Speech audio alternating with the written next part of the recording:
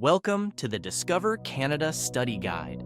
This video is your companion to mastering the knowledge for the Canadian Citizenship Test. Follow along as we read and display every word of the guide on screen. Whether you're preparing for citizenship or exploring Canada's history, you're in the right place. Let's dive into the introduction to Discover Canada, your gateway to understanding what makes this country so unique. Discover Canada, the rights and responsibilities of citizenship. The Oath of Citizenship.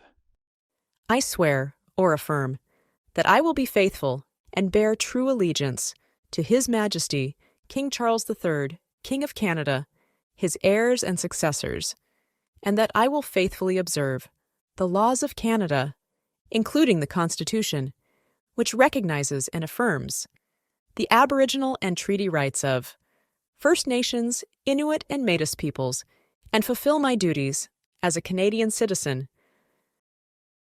Understanding the Oath. In Canada, we profess our loyalty to a person who represents all Canadians, and not to a document such as a constitution, a banner such as a flag, or a geopolitical entity such as a country. In our constitutional monarchy, these elements are encompassed by the sovereign, a queen or king. It is a remarkably simple yet powerful principle. Canada is personified by the sovereign, just as the sovereign is personified by Canada. Message to our readers. Welcome. It took courage to move to a new country. Your decision to apply for citizenship is another big step. You are becoming part of a great tradition that was built by generations of pioneers before you.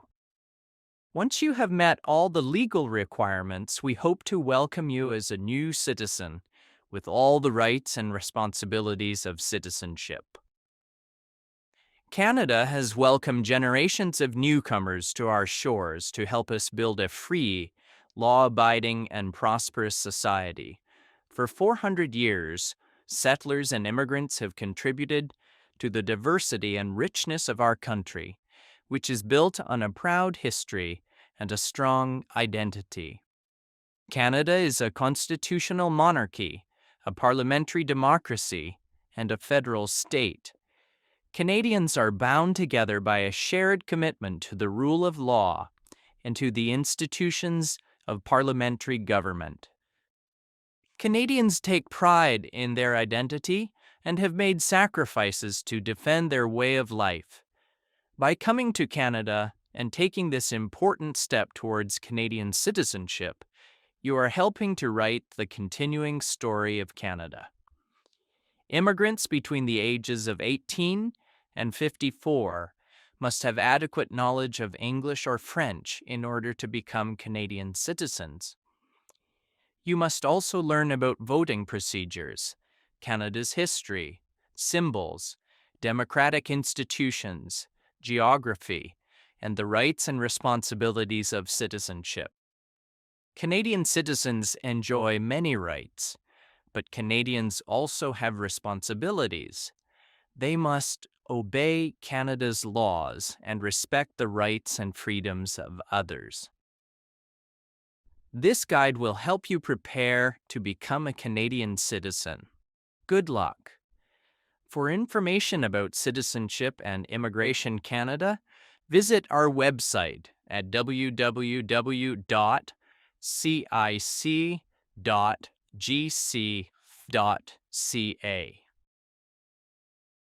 Applying for citizenship. When you apply for citizenship, officials will check your status, verify that you are not prohibited from applying, and ensure that you meet the requirements. Your application may take several months. Please ensure that the call center always has your correct address while your application is being processed.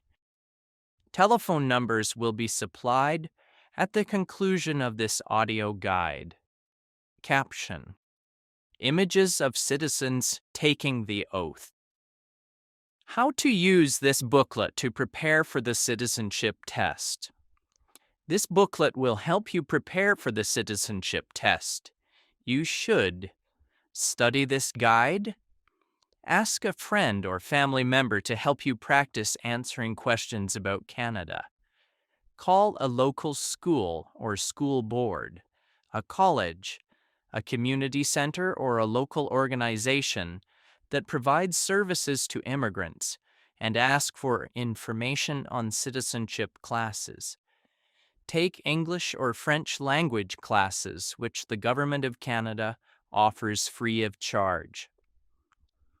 About the citizenship test. The citizenship test is usually a written test, but it could be an interview. You will be tested on two basic requirements for citizenship. 1. Knowledge of Canada and of the rights and responsibilities of citizenship. And 2.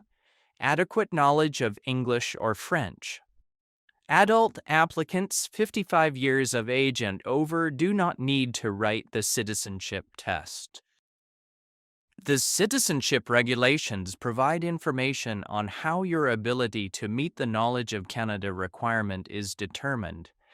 Information about these regulations will be provided later in this audio guide. All the citizenship test questions are based on the subject areas noted in the citizenship regulations, and all required information is provided in this study guide. After the test. If you pass the test and meet all the other requirements, you will receive a notice to appear to take the oath of citizenship. This document tells you the date, time, and place of your citizenship ceremony. At the ceremony, you will take the oath of citizenship, sign the oath form, and receive your Canadian citizenship certificate. If you do not pass the test, you will receive a notification indicating the next steps. You are encouraged to bring your family and friends to celebrate this occasion. Rights and responsibilities of citizenship. Canadian citizens have rights and responsibilities. These come to us from our history, are secured by Canadian law, and reflect our shared traditions, identity, and values. Canadian law has several sources, including laws passed by Parliament and the provincial legislatures, English common law, the Civil Code of France, and the unwritten constitution that we have inherited from Great Britain. Together, these secure for Canadians an 800-year-old tradition of ordered liberty, which dates back to the signing of Magna Carta in 1215 in England, also known as the Great Charter of Freedoms, including freedom of conscience and religion, freedom of thought, belief, opinion, and expression, including freedom of speech and of the press, freedom of peaceful assembly, and freedom of association. Habeas corpus, the right to challenge unlawful detention by the state, comes from English common law. The Constitution of Canada was amended in 1982 to entrench the Canadian Charter of Rights and Freedoms, which begins with the words, "Whereas Canada is founded upon principles that recognize the supremacy of God and the rule of law." This phrase underlines the importance of religious traditions to Canadian society and the dignity and worth of the human person. The Charter attempts to summarize fundamental freedoms while also setting out additional rights. The most important of these include mobility rights. Canadians can live and work anywhere they choose in Canada, enter and leave the country freely, and apply for a passport. Aboriginal peoples' rights. The rights guaranteed in the Charter will not adversely affect any treaty or other rights or freedoms of Aboriginal peoples. Official language rights and minority language educational rights. French and English have equal status in Parliament and throughout the government. Multiculturalism, a fundamental characteristic of the Canadian heritage and identity. Canadians celebrate the gift of one another's presence and work hard to respect pluralism and live in harmony. Caption: Image of Queen Elizabeth II proclaiming the amended Constitution in Ottawa in 1982. The equality of women and men. In Canada, men and women are equal under the law. Canada's openness and generosity do not extend to barbaric cultural practices that tolerate spousal abuse, honor killings, female genital mutilation, forced marriage, or other gender-based violence. Those guilty of these crimes are severely punished under Canada's criminal laws. Citizenship responsibilities. In Canada, rights come with responsibilities. These include obeying the law. One of Canada's founding principles is the rule of law. Individuals and governments are regulated by laws and not by arbitrary actions. No person or group is above the law. Taking responsibility for oneself and one's family, getting a job, taking care of one's family, and working hard in keeping with one's abilities are important Canadian values. Work contributes to personal dignity and self-respect, and to Canada's prosperity. Serving on a jury. When called to do so, you are legally required to serve. Serving on a jury is a privilege that makes the justice system work, as it depends on impartial juries made up of citizens. Voting in elections. The right to vote comes with a responsibility to vote in federal, provincial, or territorial and local elections. Helping others in the community. Millions of volunteers freely donate their time to help others without pay by helping people in need, assisting at your child's school, volunteering at a food bank or other charity, or encouraging newcomers to integrate. Volunteering is an excellent way to gain useful skills and develop friends and contacts. Protecting and enjoying our heritage and environment. Every citizen has a role to play in avoiding waste and pollution while protecting Canada's natural, cultural, and architectural heritage for future generations. Defending Canada. There is no compulsory military service in Canada. However, serving in the regular Canadian Forces, Navy, Army, and Air Force is a noble way to contribute to Canada and an excellent career choice. More information can be obtained online from the Canadian Forces website at www.forces.ca. You can serve in your local part-time Navy, militia, and air reserves and gain valuable experience, skills, and contacts. Young people can learn discipline, responsibility, and skills by getting involved in the cadets. More information can be obtained online from the Canadian Cadet Organization's website at www.cadets.ca. You may also serve in the Coast Guard or emergency services in your community, such as a police force or fire department. By helping to protect your community, you follow in the footsteps of Canadians before you who made sacrifices in the service of our country. Who we are. Canada is known around the world as a strong and free country. Canadians are proud of their unique identity. We have inherited the oldest continuous constitutional tradition in the world. We are the only constitutional monarchy in North America.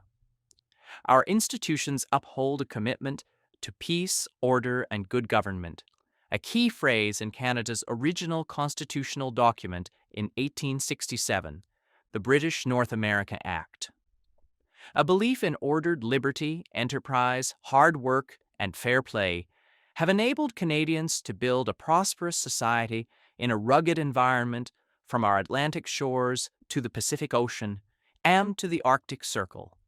So much so that poets and songwriters have hailed Canada as the Great Dominion. To understand what it means to be Canadian, it is important to know about our three founding peoples: Aboriginal, French, and British. Aboriginal peoples. The ancestors of Aboriginal peoples are believed to have migrated from Asia many thousands of years ago. They were well established here long before explorers from Europe first came to North America. Diverse, vibrant First Nations cultures were rooted in religious beliefs about their relationship to the Creator, the natural environment, and each other. Aboriginal and treaty rights are in the Canadian Constitution.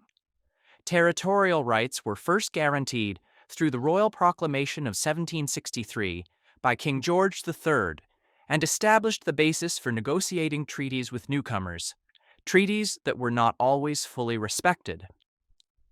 From the 1800s until the 1980s, the federal government placed many Aboriginal children in residential schools to educate and assimilate them into mainstream Canadian culture. The schools were poorly funded and inflicted hardship on the students. Some were physically abused. Aboriginal languages and cultural practices were mostly prohibited. In 2008, Ottawa formally apologized to the former students. In today's Canada, Aboriginal peoples enjoyed renewed pride and confidence and have made significant achievements in agriculture, the environment, business, and the arts. Today, the term Aboriginal peoples refer to three distinct groups. Indian refers to all Aboriginal people who are not Inuit or Métis. In the 1970s, the term First Nations began to be used. Today, about half of First Nations people live on reserve land in about 600 communities, while the other half live off-reserve, mainly in urban centers. The Inuit, which means the people in the Inuktitut language, live in small, scattered communities across the Arctic. Their knowledge of the land, sea, and wildlife enabled them to adapt to one of the harshest environments on Earth. The Métis are a distinct people of mixed Aboriginal and European ancestry, the majority of whom live in the prairie provinces. They come from both French and English-speaking backgrounds and speak their own dialect, Michif. About 65% of the Aboriginal people are First Nations, while 30% are Métis and 4% Inuit. Unity in diversity. John Buchan, the first Baron Tweedseer, was a popular Governor-General of Canada in 1935 to 1940.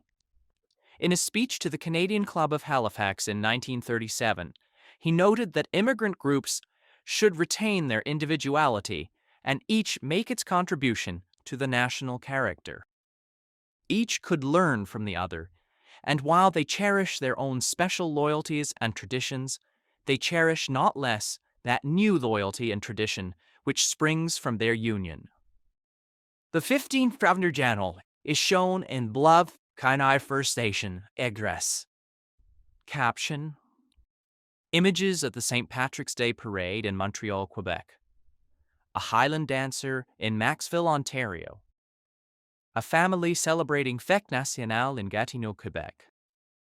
And a Acadian fiddler in Village of Grand'Anse, New Brunswick. English and French. Canadian society today stems largely from the English-speaking and French-speaking Christian civilizations that were brought here from Europe by settlers. English and French define the reality of day-to-day life for most people and are the country's official languages. The federal government is required by law to provide services throughout Canada in English and French. Today, there are 18 million Anglophones, people who speak English as a first language, and 7 million Francophones, people who speak French as their first language. While the majority of Francophones live in the province of Quebec, 1 million Francophones live in Ontario, New Brunswick, and Manitoba, with a smaller presence in other provinces. New Brunswick is the only officially bilingual province. The Acadians are the descendants of French colonists who began settling in what are now the Maritime Provinces in 1604. Between 1755 and 1763, during the war between Britain and France, more than two-thirds of the Acadians were deported from their homeland. Despite this ordeal, known as the Great Upheaval, the Acadians survived and maintained their unique identity. Today, Acadian culture is flourishing and is a lively part of French-speaking Canada. Quebecers are the people of Quebec, the vast majority French-speaking. Most are descendants of 8,500 French settlers from the 1600s and 1700s and maintain a unique identity, culture, and language. The House of Commons recognized in 2006 that the Québécois form a nation within a united Canada. 1 million Anglo-Quebecers have a heritage of 250 years and form a vibrant part of the Quebec fabric. The basic way of life in English-speaking areas was established by hundreds of thousands of English, Welsh, Scottish, and Irish settlers, soldiers, and migrants from the 1600s to the 20th century. Generations of pioneers and builders of British origins, as well as other groups, invested and endured hardship in laying the foundations of our country. This helps explain why Anglophones, or English speakers, are generally referred to as English Canadians. Becoming Canadian. Some Canadians immigrate from places where they have experienced warfare or conflict. Such experiences do not justify bringing to Canada violent, extreme, or hateful prejudices.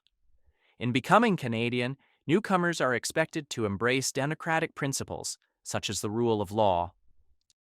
Caption: Images of the celebration of cultures in Edmonton, Alberta, of Ismaili Muslims in the Calgary Stampede, Alberta, of the Caribbean Cultural Festival in Toronto, Ontario, of the Ukrainian Kazanka Festival in Vegreville, Alberta, of young Polish dancers in Oliver, British Columbia, and of the pipes and drums in Ottawa. Diversity in Canada. The majority of Canadians were born in this country, and this has been true since the 1800s. However, Canada is often referred to as a land of immigrants because over the past 200 years, millions of newcomers have helped to build and defend our way of life. Many ethnic and religious groups live and work in peace as proud Canadians. The largest groups are the English, French, Scottish, Irish, German, Italian, Chinese, Aboriginal, Ukrainian, Dutch, South Asian, and Scandinavian. Since the 1970s, most immigrants have come from Asian countries. Non-official languages are widely spoken in Canadian homes. Chinese languages are the second most spoken at home after English in 2 of Canada's biggest cities. In Vancouver, 13% of the population speak Chinese languages at home. In Toronto, the number is 7%. The great majority of Canadians identify as Christians. The largest religious affiliation is Catholic, followed by various Protestant churches. The numbers of Muslims, Jews, Hindus, Sikhs, and members of other religions, as well as people who state no religion, are also growing. In Canada, the state has traditionally partnered with faith communities to promote social welfare, harmony, and mutual respect, to provide schools and health care, to resettle refugees, and to uphold religious freedom, religious expression, and freedom of conscience. Canada's diversity includes gay and lesbian Canadians who enjoy the full protection of and equal treatment under the law, including access to civil marriage. Together, these diverse groups sharing a common Canadian identity make up today's multicultural society. Caption: Images of Christmas in Gatineau, Chinese-Canadian war veterans, Notre-Dame-des-Victoires in Quebec City, and the Chinese New Year celebration in Vancouver.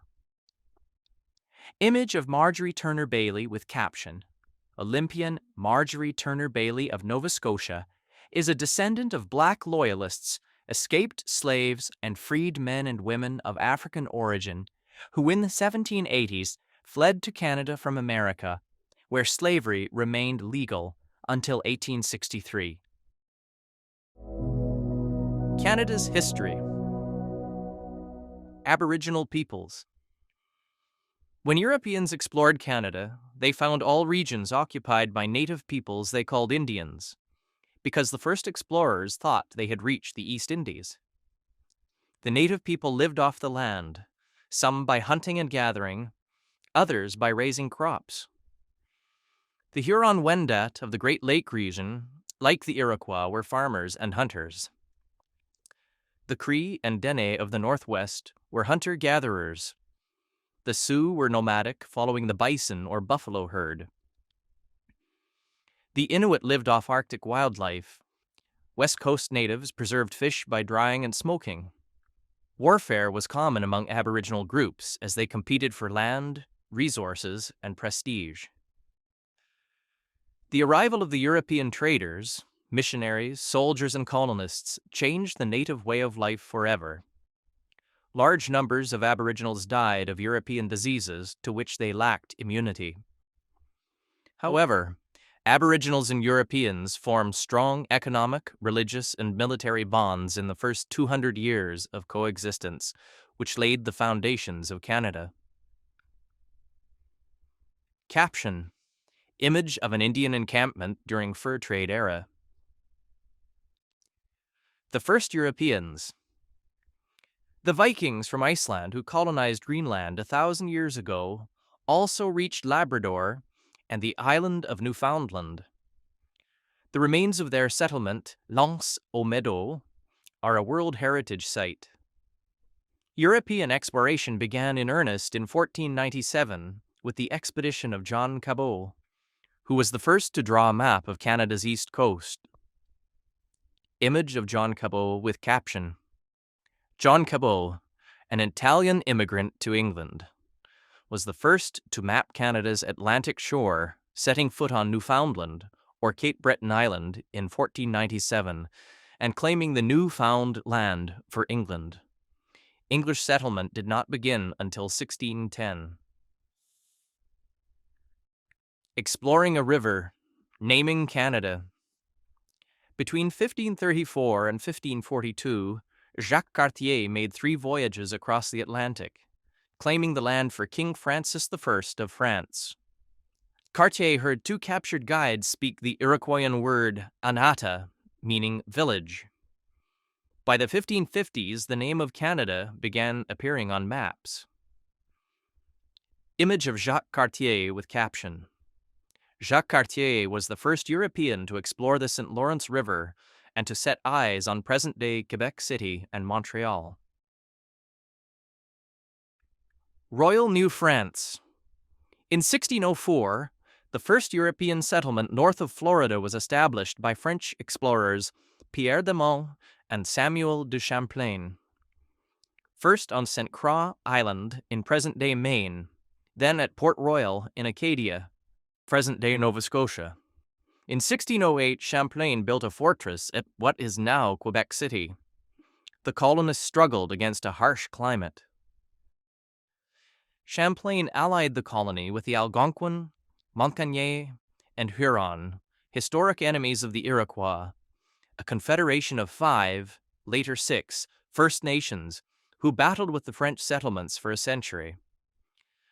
The French and the Iroquois made peace in 1701. The French and Aboriginal people collaborated in the vast fur trade economy driven by the demand for beaver pelts in Europe. Outstanding leaders like Jean Talon, Bishop Laval, and Count Frontenac built a French empire in North America that reached from Hudson Bay to the Gulf of Mexico. Image of Count Frontenac with caption: Count Frontenac refused to surrender Quebec to the English in 1690, saying, "My only reply will be from the mouths of my cannons."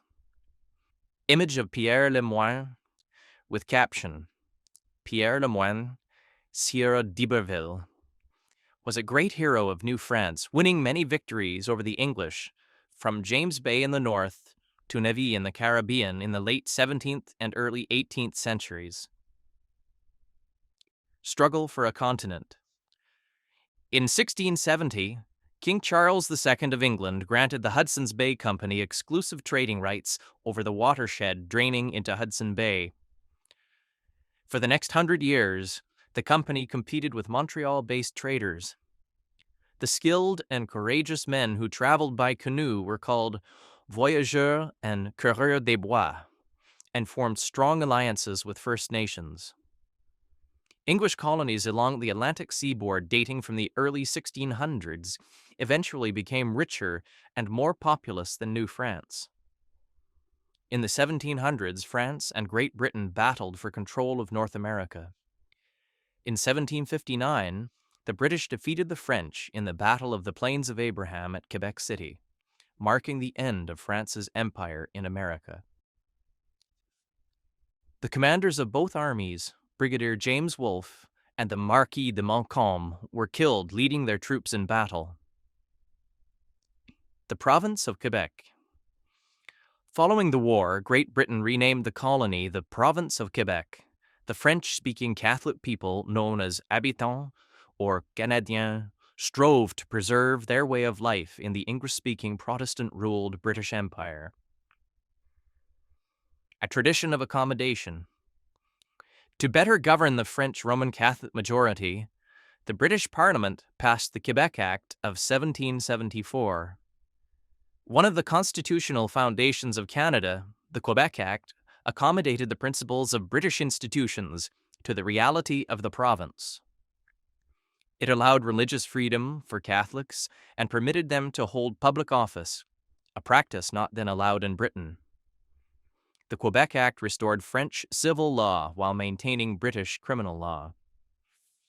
Image of Sir Guy Carleton with caption: Sir Guy Carleton, also called Lord Dorchester, as governor of Quebec, defended the rights of the Canadiens, defeated an American military invasion of Quebec in 1775, and supervised the Loyalist migration to Nova Scotia and Quebec in 1782 and 83. United Empire Loyalists. In 1776, the 13 British colonies to the south of Quebec declared independence and formed the United States. North America was again divided by war. More than 40,000 people loyal to the Crown, called Loyalists, fled the oppression of the American Revolution to settle in Nova Scotia and Quebec. Joseph Brant led thousands of Loyalist Mohawk Indians into Canada. The Loyalists came from Dutch, German, British, Scandinavian, Aboriginal, and other origins, and from Presbyterian, Anglican, Baptist, Methodist, Jewish, Quaker, and Catholic religious backgrounds. About 3,000 black Loyalists, freedmen, and slaves came north seeking a better life. In turn, in 1792, some black Nova Scotians who were given poor land moved on to establish Freetown, Sierra Leone, West Africa, a new British colony for freed slaves. The beginnings of democracy. Democratic institutions developed gradually and peacefully. The first representative assembly was elected in Halifax, Nova Scotia in 1758. Prince Edward Island followed in 1773, New Brunswick in 1785. The Constitutional Act of 1791 divided the province of Quebec into Upper Canada, later Ontario, which was mainly Loyalist, Protestant and English-speaking, and Lower Canada, later Quebec, heavily Catholic and French-speaking. The act also granted to the Canadas, for the first time, legislative assemblies elected by the people. The name Canada also became official at this time and has been used ever since. The Atlantic colonies and the two Canadas were known collectively as British North America.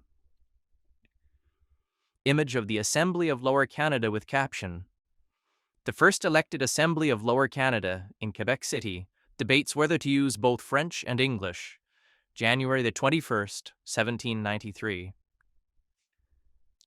Abolition of slavery. Slavery has existed all over the world, from Asia, Africa, and the Middle East to the Americas. The first movement to abolish the transatlantic slave trade emerged in the British Parliament in the late 1700s.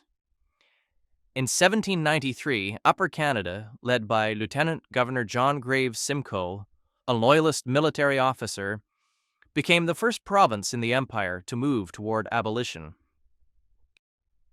In 1807, the British Parliament prohibited the buying and selling of slaves, and in 1833 abolished slavery throughout the Empire. Thousands of slaves escaped from the United States, followed the North Star, and settled in Canada via the Underground Railroad, a Christian anti-slavery network. Image of Lieutenant Colonel John Graves Simcoe with caption. Lieutenant Colonel John Graves Simcoe was Upper Canada's first lieutenant governor and founder of the city of York, now Toronto. Simcoe also made Upper Canada the first province in the British Empire to abolish slavery. Image of Marianne Shadd Carey with caption.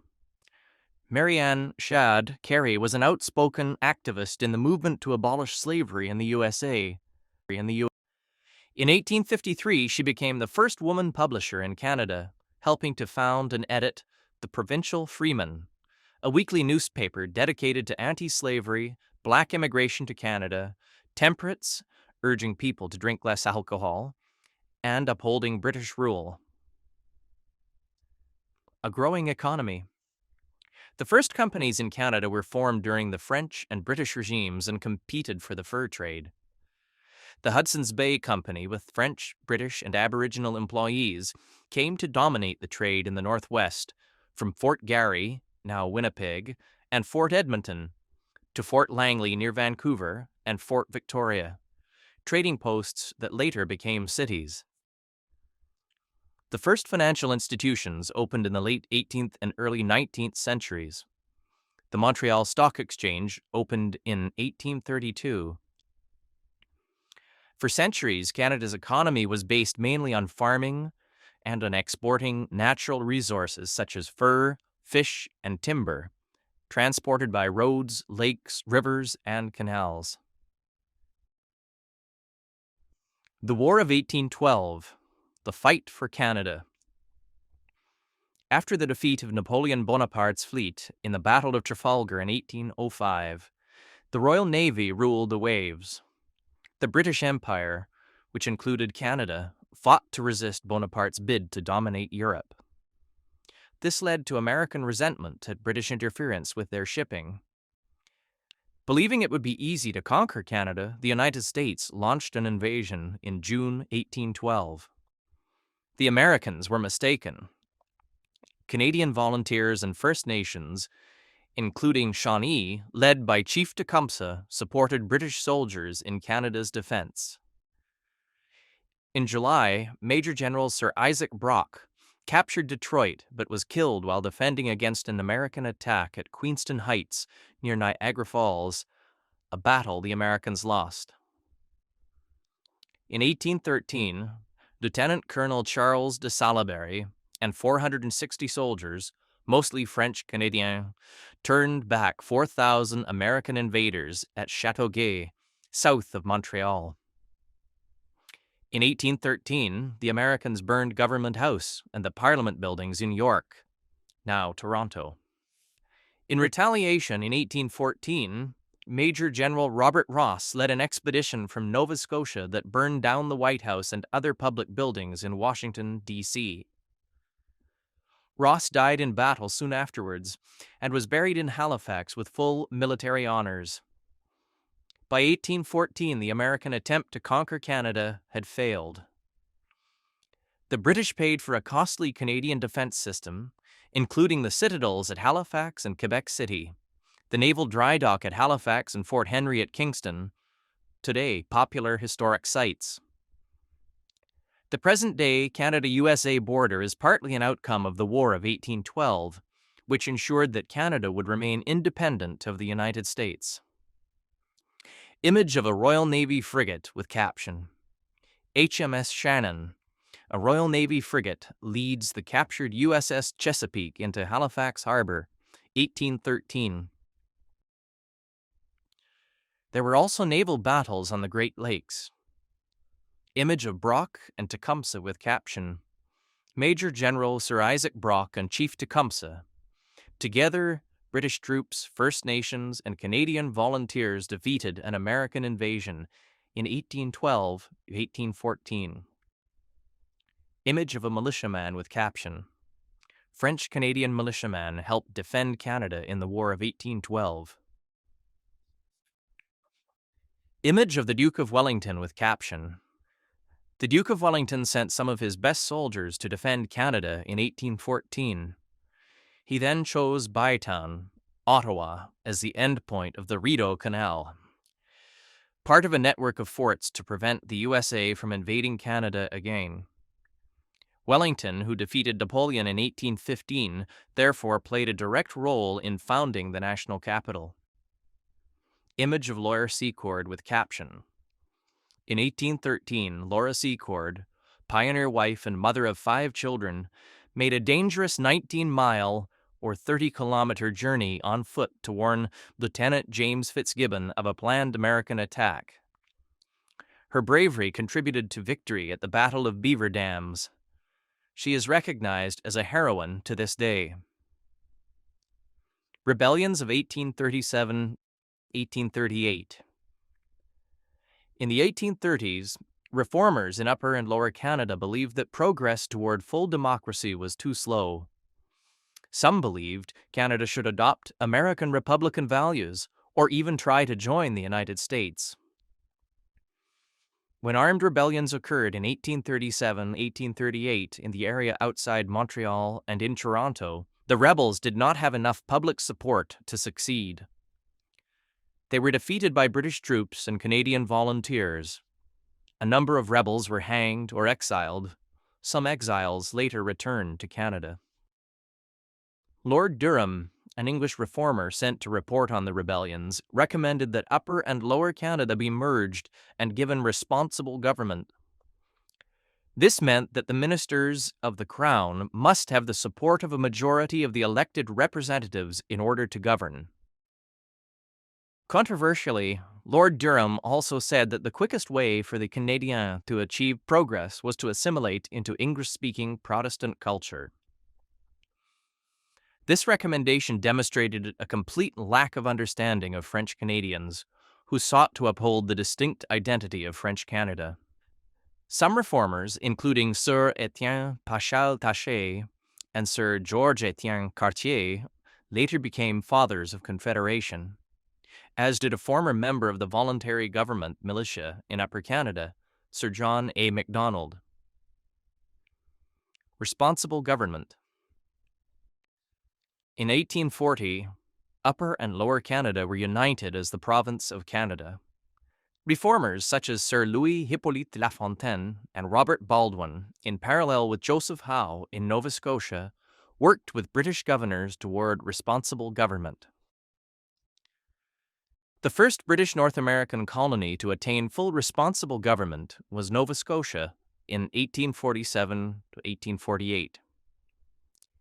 In 1848 and 1849, the Governor of United Canada, Lord Elgin, with encouragement from London, introduced responsible government. This is the system that we have today. If the government loses a confidence vote in the Assembly, it must resign. Lafontaine, a champion of democracy and French language rights, became the first leader of a responsible government in the Canadas. Image of Sir Louis Hippolyte Lafontaine with caption, Sir Louis-Hippolyte Lafontaine, a champion of French language rights, became the first head of a responsible government, similar to a prime minister in Canada in 1849. Confederation. From 1864 to 1867, representatives of Nova Scotia, New Brunswick, and the province of Canada, with British support, worked together to establish a new country. These men are known as the Fathers of Confederation. They created two levels of government, federal and provincial. The old province of Canada was split into two new provinces, Ontario and Quebec, which together with New Brunswick and Nova Scotia formed the new country called the Dominion of Canada. Each province would elect its own legislature and have control of such areas as education and health. The British Parliament passed the British North America Act in 1867. The Dominion of Canada was officially born on July 1, 1867. Until 1982, July 1st was celebrated as Dominion Day to commemorate the day that Canada became a self-governing dominion. Today, it is officially known as Canada Day. Image of the Fathers of Confederation with caption. The Fathers of Confederation established the Dominion of Canada on July 1st, 1867, the birth of the country that we know today. Image of Dominion of Canada $1 bill with caption. Dominion of Canada $1 bill, 1923, showing King George V, who assigned Canada's national colors, white and red, in 1921, the colors of our national flag today. Dominion from sea to sea. Sir Leonard Tilley, an elected official and father of Confederation from New Brunswick, suggested the term Dominion of Canada in 1864. He was inspired by Psalm 72 in the Bible, which refers to dominion from sea to sea and from the river to the ends of the earth. This phrase embodied the vision of building a powerful, united, wealthy, and free country that spanned a continent. The title was written into the Constitution, was used officially for about 100 years, and remains part of our heritage today. Expansion of the Dominion. The following list identifies when the provinces and territories became part of Canada. 1867, Ontario, Quebec, Nova Scotia, and New Brunswick. 1870, Manitoba and the Northwest Territories. 1871, British Columbia. 1873, Prince Edward Island. 1880, the Arctic Islands were transferred to the Northwest Territories. 1898, the Yukon Territory. 1905, Alberta and Saskatchewan. 1949, Newfoundland and Labrador. 1999, Nunavut. Did you know? In the 1920s, some believed that the British West Indies, British territories in the Caribbean Sea, should become part of Canada. This did not occur, though Canada and Commonwealth Caribbean countries and territories enjoy close ties today. Canada's first Prime Minister. In 1867, Sir John Alexander Macdonald, a father of Confederation, became Canada's first Prime Minister. Born in Scotland on January 11, 1815, he came to Upper Canada as a child. He was a lawyer in Kingston, Ontario, a gifted politician, and a colorful personality. Parliament has recognized January the 11th as Sir John A. Macdonald Day. His portrait is on the $10 bill. Caption. Image of Sir John Macdonald. Sir George Etienne Cartier was the key architect of Confederation from Quebec. A railway lawyer, Montrealer, close ally of Macdonald and patriotic Canadien, Cartier led Quebec into Confederation and helped negotiate the entry of the Northwest Territories, Manitoba, and British Columbia into Canada. Challenge in the West. When Canada took over the vast northwest region from the Hudson's Bay Company in 1869, the 12,000 Métis of the Red River were not consulted. In response, Louis Riel led an armed uprising and seized Fort Garry, the territorial capital. Canada's future was in jeopardy. How could the Dominion reach from sea to sea if it could not control the interior? Ottawa sent soldiers to retake Fort Garry in 1870. Riel fled to the United States, and Canada established a new province, Manitoba. Riel was elected to Parliament, but never took his seat. Later, as Métis and Indian rights were again threatened by westward settlement, a second rebellion in 1885 in present-day Saskatchewan led to Riel's trial and execution for high treason, a decision that was strongly opposed in Quebec. Riel is seen by many as a hero, a defender of Métis rights, and the father of Manitoba. After the first Métis uprising, Prime Minister Macdonald established the Northwest Mounted Police in 1873 to pacify the West and assist in negotiations with the Indians. The Northwest Mounted Police founded Fort Calgary, Fort Macleod, and other centers that today are cities and towns. Regina became its headquarters. Today, the Royal Canadian Mounted Police, RCMP, or the Mounties, are the national police force and one of Canada's best-known symbols. Some of Canada's most colorful heroes, such as Major General Sir Sam Steele, came from the ranks of the Mounties. Image of Fort Garry in 1863 with caption: "The flag of the Hudson's Bay Company flew over Western Canada for 200 years before Confederation." Image of Sir Sam Steele as a great frontier hero, mounted policeman, and soldier of the Queen. Image of Gabriel Dumont as part of the Métis resistance. Gabriel Dumont was the Métis' greatest military leader. A railway from sea to sea. British Columbia joined Canada in 1871 after Ottawa promised to build a railway to the west coast. On November 7, 1885, a powerful symbol of unity was completed when Donald Smith, Lord Strathcona, the Scottish-born director of the Canadian Pacific Railway, or CPR, drove the last spike. The project was financed by British and American investors and built by both European and Chinese labor. Afterwards, the Chinese were subject to discrimination, including the head tax, a race-based entry fee. The Government of Canada apologized in 2006 for this discriminatory policy. After many years of heroic work, the CPR's ribbons of steel fulfilled a national dream. Image of a train and crew members with caption: "Members of the train crew pose with a westbound Pacific Express at the first crossing of the Illicitawat River near Glacier in British Columbia in 1886.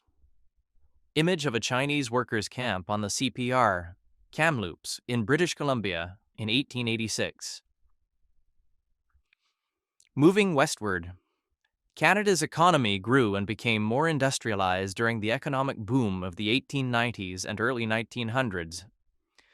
1 million British and 1 million Americans immigrated to Canada at this time.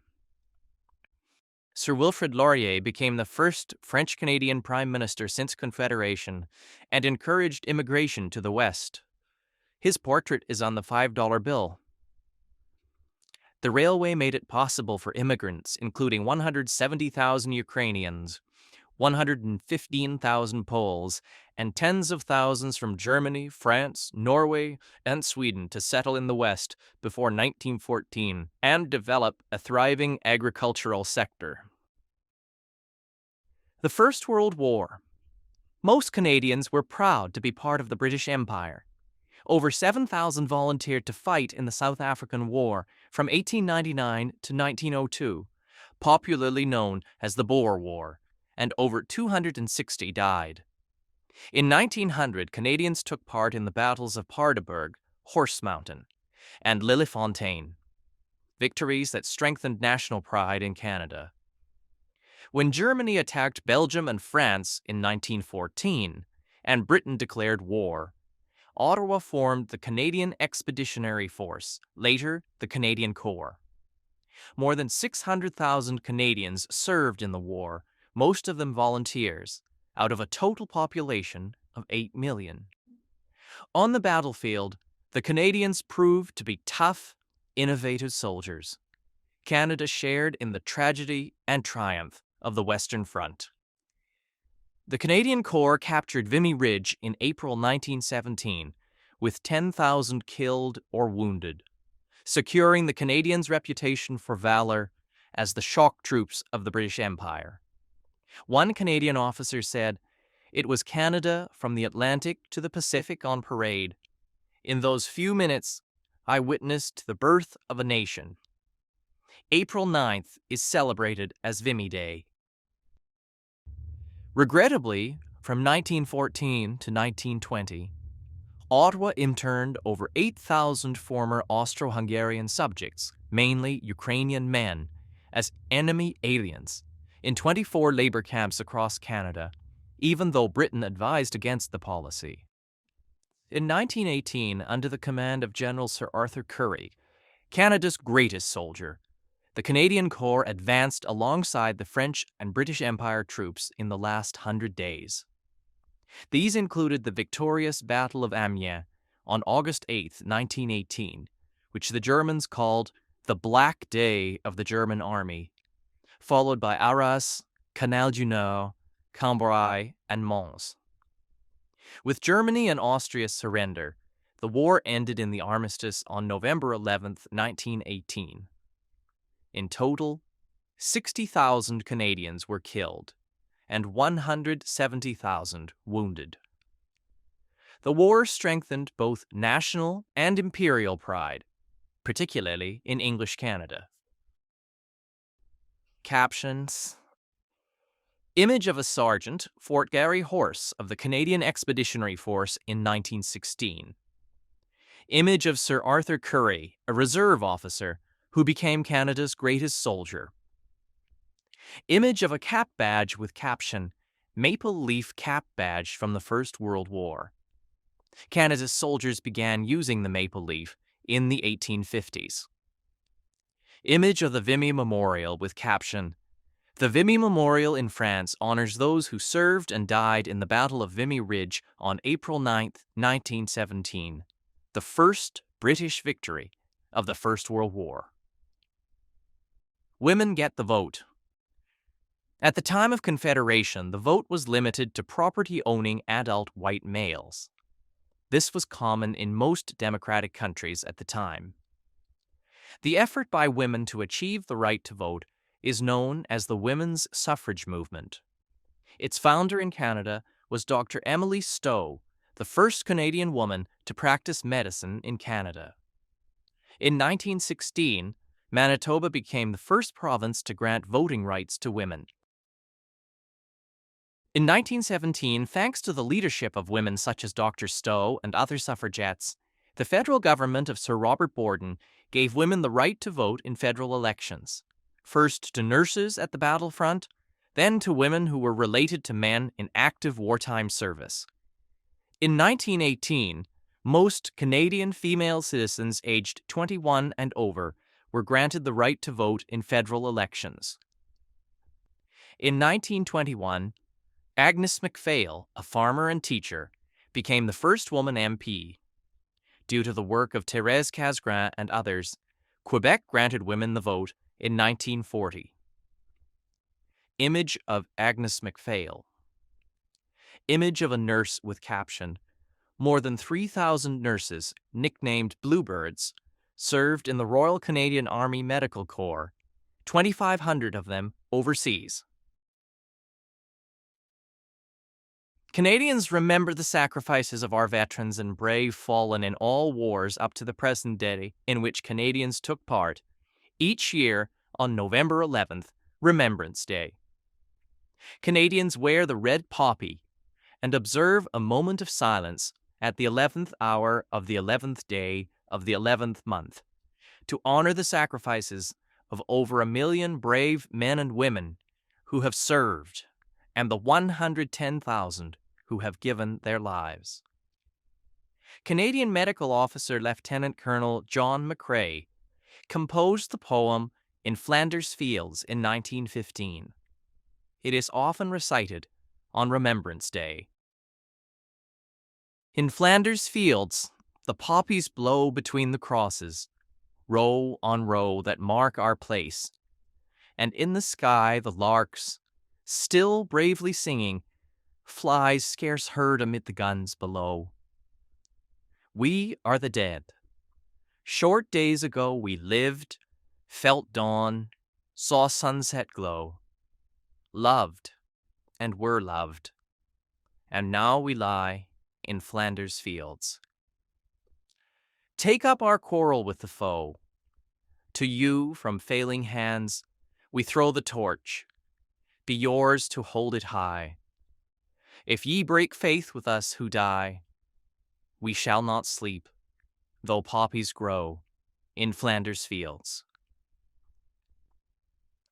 Caption: Images of Canadian soldiers observing Remembrance Day. Of a Remembrance Day poppy. Of a Canadian war veteran. And of scouts holding a Remembrance Day wreath. Between the wars. After the First World War, the British Empire evolved into a free association of states known as the British Commonwealth of Nations.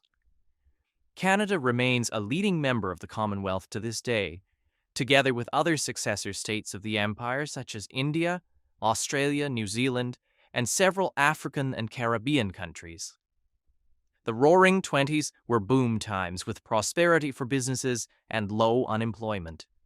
The stock market crash of 1929, however, led to the Great Depression, or the Dirty Thirties. Unemployment reached 27% in 1933, and many businesses were wiped out. Farmers in Western Canada were hit hardest by low grain prices and a terrible drought. There was growing demand for the government to create a social safety net with minimum wages, a standard work week, and programs such as unemployment insurance. The Bank of Canada, a central bank to manage the money supply and bring stability to the financial system, was created in 1934. Immigration dropped, and many refugees were turned away, including Jews trying to flee Nazi Germany in 1939. Caption: Image of Phil Edwards with caption: Phil Edwards was a Canadian track and field champion. Born in British Guyana, he won bronze medals for Canada in the 1928, 1932, and 1936 Olympics, then graduated from McGill University Medical School. He served as a captain in the Canadian Army during the Second World War, and as a Montreal doctor, became an expert in tropical diseases. The D-Day invasion, June 6, 1944. In order to defeat Nazism and fascism, the Allies invaded Nazi-occupied Europe.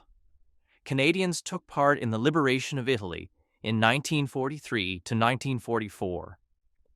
In the epic invasion of Normandy in northern France on June 6, 1944, known as D-Day, 15,000 Canadian troops stormed and captured Juno Beach from the German army, a great national achievement. Approximately 1 in 10 Allied soldiers on D-Day was Canadian. The Canadian Army liberated the Netherlands in 1944 to 1945 and helped force the German surrender of May 8, 1945, bringing to an end 6 years of war in Europe. Caption: Image of painting by Orville Fisher with caption: In the Second World War, the Canadians captured Juno Beach as part of the Allied invasion of Normandy on D-Day, June 6, 1944. The Second World War. The Second World War began in 1939 when Adolf Hitler, the National Socialist Nazi dictator of Germany, invaded Poland and conquered much of Europe. Canada joined with its democratic allies in the fight to defeat tyranny by force of arms. More than 1 million Canadians and Newfoundlanders at that time Newfoundland was a separate British entity, served in the Second World War out of a population of 11.5 million. This was a high proportion, and of these, 44,000 were killed. The Canadians fought bravely and suffered losses in the unsuccessful defense of Hong Kong in 1941 from attack by Imperial Japan, and in a failed raid on Nazi-controlled Dieppe on the coast of France in 1942. The Royal Canadian Air Force took part in the Battle of Britain and provided a high proportion of Commonwealth aircrew in bombers and fighter planes over Europe. Moreover, Canada contributed more to the Allied air effort than any other Commonwealth country, with over 130,000 Allied air crew trained in Canada under the British Commonwealth Air Training Plan. The Royal Canadian Navy saw its finest hour in the Battle of the Atlantic, protecting convoys of merchant ships against German submarines. Canada's merchant navy helped to feed, clothe, and resupply Britain. At the end of the Second World War, Canada had the third largest navy in the world. In the Pacific War, Japan invaded the Aleutian Islands, attacked a lighthouse on Vancouver Island, launched fire balloons over BC and the prairies, and grossly maltreated Canadian prisoners of war captured at Hong Kong. Japan surrendered on August 14, 1945, the end of 4 years of war in the Pacific. Regrettably, the state of war and public opinion in BC led to the forcible relocation of Canadians of Japanese origin by the federal government and the sale of their property without compensation. This occurred even though the military and the Royal Canadian Mounted Police told Ottawa that they posed little danger to Canada. The Government of Canada apologized in 1988 for wartime wrongs and compensated the victims. Hey everyone, if you're finding my content helpful and want to support me, check out citizentest.ca/Nico for free, up-to-date practice tests, interactive flashcards, and realistic simulations of the Canadian citizenship test. Thank you. Modern Canada. Trade and economic growth. Post-war Canada enjoyed record prosperity and material progress. The world's restrictive trading policies in the Depression era were opened up by such treaties as the General Agreement on Tariffs and Trade, now the World Trade Organization. The discovery of oil in Alberta in 1947 began Canada's modern energy industry. In 1951, for the first time, a majority of Canadians were able to afford adequate food, shelter, and clothing. Between 1945 and 1970, as Canada drew closer to the United States and other trading partners, the country enjoyed one of the strongest economies among industrialized nations. Today, Canadians enjoy one of the world's highest standards of living, maintained by the hard work of Canadians and by trade with other nations, in particular the United States. As prosperity grew, so did the ability to support social assistance programs.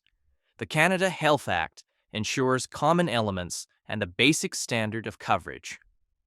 Unemployment insurance, now called employment insurance, was introduced by the federal government in 1940. Old age security was devised as early as 1927, and the Canada and Quebec pension plans in 1965. Publicly funded education is provided by the provinces and territories. Captions. Image of a medical researcher. Image of Toronto with caption, Toronto's business district is also Canada's financial capital. International engagement. Like Australia, New Zealand, and other countries, Canada developed its autonomy gradually, with a capacity to make significant contributions internationally. The Cold War began when several liberated countries of Eastern Europe became part of a communist bloc controlled by the Soviet Union under the dictator Joseph Stalin. Canada joined with other democratic countries of the West to form the North Atlantic Treaty Organization, or NATO, a military alliance, and with the United States in the North American Aerospace Defense Command, or NORAD. Canada joined international organizations such as the United Nations, or UN. It participated in the UN operation defending South Korea in the Korean War in 1950 to 1953, with 500 dead and 1,000 wounded. Canada has taken part in numerous UN peacekeeping missions in places as varied as Egypt, Cyprus, and Haiti, as well as in other international security operations, such as those in the former Yugoslavia and Afghanistan. Canada and Quebec. French-Canadian society and culture flourished in the post-war years. Quebec experienced an era of rapid change in the 1960s, known as the Quiet Revolution. Many Quebecers sought to separate from Canada. In 1963, Parliament established the Royal Commission on Bilingualism and Biculturalism. This led to the Official Languages Act of 1969, which guarantees French and English services in the federal government across Canada. In 1970, Canada helped found La Francophonie, an international association of French-speaking countries. The movement for Quebec sovereignty gained strength, but was defeated in a referendum in the province in 1980. After much negotiation, in 1982, the Constitution was amended without the agreement of Quebec. Though sovereignty was again defeated in a second referendum in 1995, the autonomy of Quebec within Canada remains a lively topic, part of the dynamic that continues to shape our country. A changing society. As social values changed over more than 50 years, Canada became a more flexible and open society. Many took advantage of expanding secondary and post-secondary educational opportunities, and a growing number of women entered the professional workforce. Most Canadians of Asian descent had in the past been denied the vote in federal and provincial elections. In 1948, the last of these, the Japanese Canadians, gained the right to vote. Aboriginal people were granted the vote in 1960. Today, every citizen over the age of 18 may vote. Canada welcomed thousands of refugees from communist oppression, including about 37,000 who escaped Soviet tyranny in Hungary in 1956. With the communist victory in the Vietnam War in 1975, many Vietnamese fled, including over 50,000 who sought refuge in Canada. The idea of multiculturalism, as a result of 19th and 20th century immigration, gained a new impetus. By the 1960s, 1/3 of Canadians had origins that were neither British nor French, and took pride in preserving their distinct culture in the Canadian fabric. Today, diversity enriches Canadians' lives, particularly in our cities. Captions. Images of a Vietnamese Canadian parade and of an F-86 Sabre from the Royal Canadian Air Force. Arts and culture in Canada. Canadian artists have a long history of achievement in which Canadians take pride. Artists from all regions reflect and define our culture and forms of creative expression, and have achieved greatness both at home and abroad. Canadians have made significant contributions to literature in English and in French. Novelists, poets, historians, educators, and musicians have had a significant cultural impact. Men and women of letters included Stephen Leacock, Louis Aymon, Sir Charles G.D. Roberts, Pauline Johnson, Émile Nelligan, Robertson Davies, Margaret Lawrence, and Mordecai Richler. Musicians such as Sir Ernest Macmillan and Healy Willan won renown in Canada and abroad. Writers such as Joy Kagawa, Michael Ondaatje, and Rohinton Mistry have diversified Canada's literary experience. In the visual arts, Canada is historically perhaps best known for the Group of Seven, founded in 1920, who developed a style of painting to capture the rugged wilderness landscapes. Emily Carr painted the forests and aboriginal artifacts of the West Coast. Les Automatistes of Quebec were pioneers of modern abstract art in the 1950s, most notably Jean-Paul Riopelle. Quebec's Louis-Philippe Hébert was a celebrated sculptor of historical figures. Kainayuk Achivak pioneered modern Inuit art with etchings, prints, and soapstone sculptures. Canada has a long and respected performing arts history, with a network of regional theaters and world-renowned performing arts companies. The films of Denis Arcand have been popular in Quebec and across the country and have won international awards. Other noteworthy Canadian filmmakers include Norman Jewison and Atta Magoyan. Canadian television has had a popular following. Captions: images of Cirque du Soleil and of Tom Thompson's painting The Jack Pine. Sports have flourished as all provinces and territories have produced amateur and professional star athletes and Olympic medal winners. Basketball was invented by Canadian James Naismith in 1891. Many Major League sports boast Canadian talent, and in the national sport of ice hockey, Canadian teams have dominated the world. In 1996, at the Olympic Summer Games, Donovan Bailey became a world record sprinter and double Olympic gold medalist.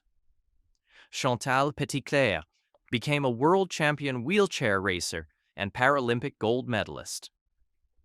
One of the greatest hockey players of all time, Wayne Gretzky, played for the Edmonton Oilers from 1979 to 1988. In 1980, Terry Fox, a British Columbian who lost his right leg to cancer at the age of 18, began a cross-country run, the Marathon of Hope, to raise money for cancer research. He became a hero to Canadians. While he did not finish the run and ultimately lost his battle with cancer, his legacy continues through yearly fundraising events in his name. In 1985, fellow British Columbian Rick Hansen circled the globe in a wheelchair to raise funds for spinal cord research. Canadian advances in science and technology are world-renowned and have changed the way the world communicates and does business. Marshall McLuhan and Harold Innis were pioneer thinkers.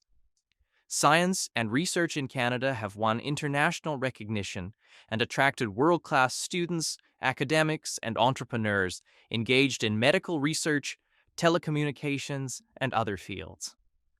Since 1989, the Canadian Space Agency and Canadian astronauts have participated in space exploration, often using the Canadian-designed and built Canadarm. Gerhard Hertzberg, a refugee from Nazi Germany, John Polanyi, Sidney Altman, Richard E. Taylor, Michael Smith, and Bertram Brockhaus were Nobel Prize-winning scientists. Captions: images of Donovan Bailey, Chantal Petitclerc, Terry Fox, and Wayne Gretzky. Image of Mark Tewksbury with caption, Mark Tewksbury, Olympic gold medalist and prominent activist for gay and lesbian Canadians. Image of Paul Henderson with caption, in 1972, Paul Henderson scored the winning goal for Canada in the Canada-Soviet Summit Series. This goal is often referred to as the goal heard around the world and is still remembered today as an important event in both sports and cultural history. Image of Catriona LeMay-Doan with caption, Catriona LeMay-Doan carries the flag after winning a gold medal in speed skating at the 2002 Olympic Winter Games. Image of a Canadian football game with caption, Canadian football is a popular game that differs in a number of ways from American football. Professional teams in the Canadian Football League, CFL, compete for the Championship Grey Cup, donated by Lord Grey, the Governor-General, in 1909. Great Canadian Discoveries and Inventions. Canadians have made various discoveries and inventions. Some of the most famous are listed below. Alexander Graham Bell hit on the idea of the telephone at his summer house in Canada. Joseph Armand Bombardier invented the snowmobile, a lightweight winter vehicle. Sir Sandford Fleming invented the worldwide system of standard time zones. Matthew Evans and Henry Woodward together invented the first electric light bulb and later sold the patent to Thomas Edison, who more famously commercialized the light bulb. Reginald Fessenden contributed to the invention of radio, sending the first wireless voice message in the world. Dr. Wilder Penfield was a pioneering brain surgeon at McGill University in Montreal and was known as the greatest living Canadian. Dr. John A. Hopps invented the first cardiac pacemaker, used today to save the lives of people with heart disorders. Spar Aerospace and the National Research Council invented the Canadarm, a robotic arm used in outer space. Mike Lazaradis and Jim Balsillie of Research in Motion, a wireless communications company known for its most famous invention, the BlackBerry. Caption: Image of Canadian scientific innovation at work with Canadarm 2. Image of Sir Frederick Banting with caption: Sir Frederick Banting of Toronto and Charles Best discovered insulin, a hormone to treat diabetes that has saved 16 million lives worldwide. Want to learn more about Canada's history? Visit a museum or national historic site. Through artifacts, works of art, stories, images, and documents, museums explore the diverse events and accomplishments that formed Canada's history. Museums can be found in almost every city and town across Canada. National historic sites are located in all provinces and territories and include such diverse places as battlefields, archaeological sites, buildings, and sacred spaces. To find a museum or national historic site in your community or region, visit the websites of the Virtual Museum of Canada and Parks Canada listed at the end of this guide. The prosperity and diversity of our country depend on all Canadians working together to face challenges of the future. In seeking to become a citizen, you are joining a country that, with your active participation, will continue to grow and thrive. How will you make your contribution to Canada? How Canadians govern themselves. There are 3 key facts about Canada's system of government. Our country is a federal state, a parliamentary democracy, and a constitutional monarchy. Caption: Image of Queen Elizabeth II during the opening of the Parliament in 1957. Image of the Parliament Hill in Ottawa. Federal state. There are federal, provincial, territorial, and municipal governments in Canada. The responsibilities of the federal and provincial governments were defined in 1867 in the British North America Act, now known as the Constitution Act, 1867. In our federal state, the federal government takes responsibility for matters of national and international concern. These include defense, foreign policy, interprovincial trade and communications, currency, navigation, criminal law, and citizenship. The provinces are responsible for municipal government, education, health, natural resources, property and civil rights, and highways. The federal government and the provinces share jurisdiction over agriculture and immigration. Federalism allows different provinces to adopt policies tailored to their own populations, and gives provinces the flexibility to experiment with new ideas and policies. Every province has its own elected legislative assembly, like the House of Commons in Ottawa. The 3 northern territories, which have small populations, do not have the status of provinces, but their governments and assemblies carry out many of the same functions. Parliamentary democracy. In Canada's parliamentary democracy, the people elect members to the House of Commons in Ottawa and to the provincial and territorial legislatures. These representatives are responsible for passing laws, approving and monitoring expenditures, and keeping the government accountable. Cabinet ministers are responsible to the elected representatives, which means they must retain the confidence of the House and have to resign if they are defeated in a non-confidence vote. Parliament has three parts: the sovereign, a queen or king, the Senate, and the House of Commons. Provincial legislatures comprise the lieutenant governor and the elected assembly. In the federal government, the Prime Minister selects the cabinet ministers and is responsible for the operations and policy of the government. The House of Commons is the representative chamber made up of members of Parliament elected by the people, traditionally every 4 years. Senators are appointed by the Governor-General on the advice of the Prime Minister and serve until age 75. Both the House of Commons and the Senate consider and review bills, which are proposals for new laws. No bill can become law in Canada until it has been passed by both chambers and has received royal assent, granted by the Governor-General on behalf of the sovereign. Living in a democracy, Canadian citizens have the right and the responsibility to participate in making decisions that affect them. It is important for Canadians aged 18 or more to participate in their democracy by voting in federal, provincial, or territorial and municipal elections. The following are the steps for the legislative process in Canada, or how a bill becomes law. Step 1 is called first reading. The bill is considered read for the first time and is printed. Step 2 is called second reading. In this step, members debate the bill's principle. Step 3 is the committee stage. At this stage, committee members study the bill clause by clause. Step 4 is the report stage. At this stage, members can make other amendments to the bill. Step 5 is called the third reading. At this stage, members debate and vote on the bill. Step 6 is the Senate stage. The bill will follow a similar process in the Senate. Step 7 is called royal assent. The bill receives royal assent after being passed by both houses. Constitutional monarchy. As a constitutional monarchy, Canada's head of state is a hereditary sovereign, a queen or king, who reigns in accordance with the Constitution, the rule of law.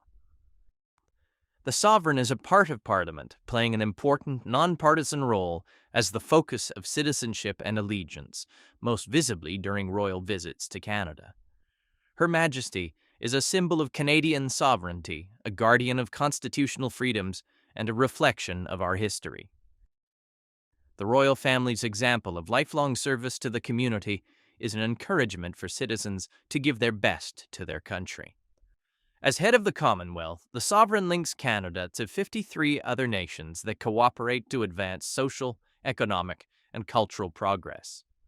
Other constitutional monarchies include Denmark, Norway, Sweden, Australia, New Zealand, the Netherlands, Spain, Thailand, Japan, Jordan, and Morocco.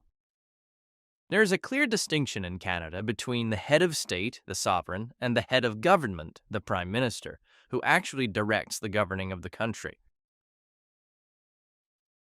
The sovereign is represented in Canada by the Governor-General, who is appointed by the sovereign on the advice of the Prime Minister, usually for 5 years.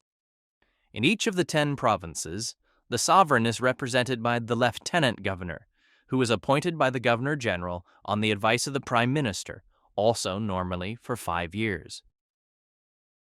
The interplay between the 3 branches of governments, the executive, legislative, and judicial, which work together but also sometimes in creative tension, helps to secure the rights and freedoms of Canadians. Each provincial and territorial government has an elected legislature where provincial and territorial laws are passed. Depending on the province or territory, the members of the legislature are called members of the Legislative Assembly, or MLAs, members of the National Assembly, or MNAs, members of the Provincial Parliament, or MPPs, or members of the House of Assembly, or MHAs. In each province, the Premier has a role similar to that of the Prime Minister in the federal government, just as the Lieutenant Governor has a role similar to that of the Governor-General. In the 3 territories, the Commissioner represents the federal government and plays a ceremonial role. Caption. Image of the Governor-General David Johnston, Canada's 28th Governor-General since the Confederation. Canada's system of government.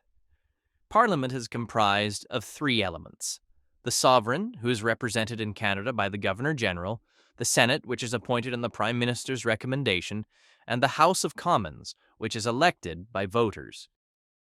The three branches of government are the executive branch, the legislative branch, and the judicial branch. The executive branch consists of the Prime Minister and the Cabinet. The legislative branch consists of the Parliament. The judicial branch consists of the different levels of courts in Canada. At the highest level, there is the Supreme Court of Canada, which consists of 9 judges that are appointed by the Governor-General. The Federal Court of Canada and the provincial courts are also part of the judiciary. Hey everyone, if you're finding my content helpful and want to support me, check out citizentest.ca/Nico for free, up-to-date practice tests, interactive flashcards, and realistic simulations of the Canadian citizenship test. Thank you.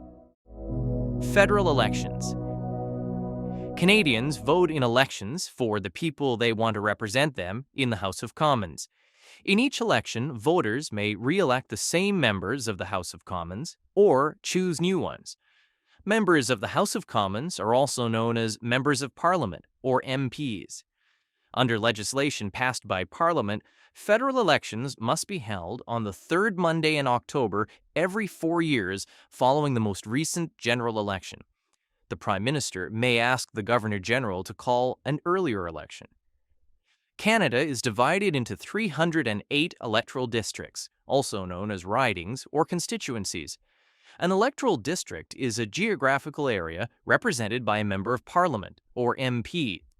The citizens in each electoral district elect one MP who sits in the House of Commons to represent them, as well as all Canadians. Canadian citizens who are 18 years old or older may run in a federal election. The people who run for office are called candidates. There can be many candidates in an electoral district. The people in each electoral district vote for the candidate and political party of their choice. The candidate who receives the most votes becomes the MP for that electoral district. Voting. One of the privileges of Canadian citizenship is the right to vote. You are eligible to vote in a federal election or cast a ballot in a federal referendum if you are a Canadian citizen and at least 18 years old on voting day and on the voters list. The voters list used during federal elections and referendums are produced from the National Register of Electors by a neutral agency of Parliament called Elections Canada. This is a permanent database of Canadian citizens 18 years of age or older who are qualified to vote in federal elections and referendums. Once an election has been called, Elections Canada mails a voter information card to each elector whose name is in the National Register of Electors. The card lists when and where you vote and the number to call if you require an interpreter or other special services. Even if you choose not to be listed in the National Register of Electors or do not receive a voter information card, you can still be added to the voters list at any time, including on Election Day. To vote either on Election Day or at advance polls, go to the polling station listed on your voter information card. Caption: Image of the House of Commons chamber. Secret ballot. Canadian law secures the right to a secret ballot. This means that no one can watch you vote, and no one should look at how you voted. You may choose to discuss how you voted with others, but no one, including family members, your employer, or union representative, has the right to insist that you tell them how you voted. Immediately after the polling stations close, election officers count the ballots, and the results are announced on radio and television and in the newspapers. After an election. Ordinarily, after an election, the leader of the political party with the most seats in the House of Commons is invited by the Governor-General to form the government. After being appointed by the Governor-General, the leader of this party becomes the Prime Minister. If the party in power holds at least half of the seats in the House of Commons, this is called a majority government. If the party in power holds less than half of the seats in the House of Commons, this is called a minority government. The Prime Minister and the party in power run the government as long as they have the support or confidence of the majority of the MPs. When the House of Commons votes on a major issue such as the budget, this is considered a matter of confidence. If a majority of the members of the House of Commons vote against a major government decision, the party in power is defeated, which usually results in the Prime Minister asking the Governor General, on behalf of the sovereign, to call an election. The Prime Minister chooses the ministers of the Crown, most of them from among members of the House of Commons. Cabinet ministers are responsible for running the federal government departments. The Prime Minister and the Cabinet ministers are called the Cabinet, and they make important decisions about how the country is governed. They prepare the budget and propose most new laws. Their decisions can be questioned by all members of the House of Commons. The opposition party, with the most members of the House of Commons, is the official opposition, or Her Majesty's loyal opposition. The role of opposition parties is to peacefully oppose or try to improve government proposals. There are three major political parties currently represented in the House of Commons: the Conservative Party, Liberal Party, and New Democratic Party. Caption: Image of the House of Commons in session. Voting procedures during an election period. The following provides more information about voting in Canada. The Voter Information Card. Electors whose information is in the National Register of Electors will receive a Voter Information Card. This confirms that your name is on the voters list and states when and where you vote. If you do not receive a Voter Information Card, call your local elections office to ensure that you are on the voters list. If you do not have the number, call Elections Canada in Ottawa at 1-800-463-6868. If you cannot or do not wish to vote on Election Day, you can vote at the advance polls or by special ballot. The dates and location are on your voter information card. On Election Day, go to your polling station. The location is on your voter information card. Bring this card and proof of your identity and address to the polling station. To mark your ballot, mark an X in the circle next to the name of the candidate of your choice. Your vote is secret. You will be invited to go behind the screen to mark your ballot. Once marked, fold it and present it to the poll officials. At the ballot box, the poll official will tear off the ballot number and give your ballot back to you to deposit in the ballot box. When the polls close, every ballot is counted and the results are made public. You can see the results on television or on the Elections Canada website, www.elections.ca. Other levels of government in Canada. Local or municipal government plays an important role in the lives of our citizens. Municipal governments usually have a council that passes laws, called bylaws, that affect only the local community. The council usually includes a mayor or a reeve and councillors or aldermen. Municipalities are normally responsible for urban or regional planning, streets and roads, sanitation such as garbage removal, snow removal, firefighting, ambulance, and other emergency services, recreation facilities, public transit, and some local health and social services. Most major urban centers have municipal police forces. Provincial, territorial, and municipal elections are held by secret ballot, but the rules are not the same as those for federal elections. It is important to find out the rules for voting in provincial, territorial, and local elections so that you can exercise your right to vote. The First Nations have band chiefs and counselors who have major responsibilities on First Nations reserves, including housing, schools, and other services. There is a number of provincial, regional, and national Aboriginal organizations that are a voice for First Nations, Métis, and Inuit people in their relationships with the federal, provincial, and territorial governments. The following information will help you understand the differences between federal, provincial, and territorial and municipal levels of government. At the federal government level, the elected officials are called members of parliament, or MPs. Some responsibilities at this level of government include national defense, foreign policy, citizenship, policing, international trade, criminal justice, Aboriginal affairs, immigration, agriculture, environment.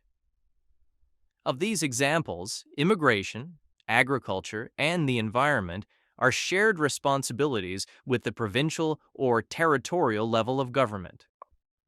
At the provincial or territorial government level, the elected officials are called one of the following titles, depending on the province or territory: members of the Legislative Assembly, or MLAs, members of the National Assembly, or MNAs, members of the Provincial Parliament, or MPPs, or members of the House of Assembly, or MHAs. Some responsibilities at this level of government include education, healthcare, natural resources, highways, policing in Ontario and Quebec, property, and civil rights. At the municipal or local government level, the elected officials are called councillors or aldermen, and the senior elected official is called a mayor or reeve.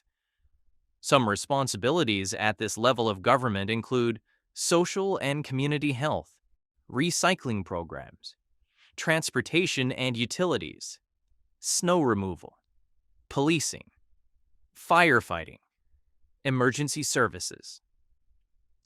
Caption: Image of the Provincial Assembly in Charlottetown, Prince Edward Island. How much do you know about your government? The following are some questions that you can use to test your knowledge about your government. At the federal government level, who is Canada's head of state? What is the name of the representative of the Queen of Canada, the Governor General?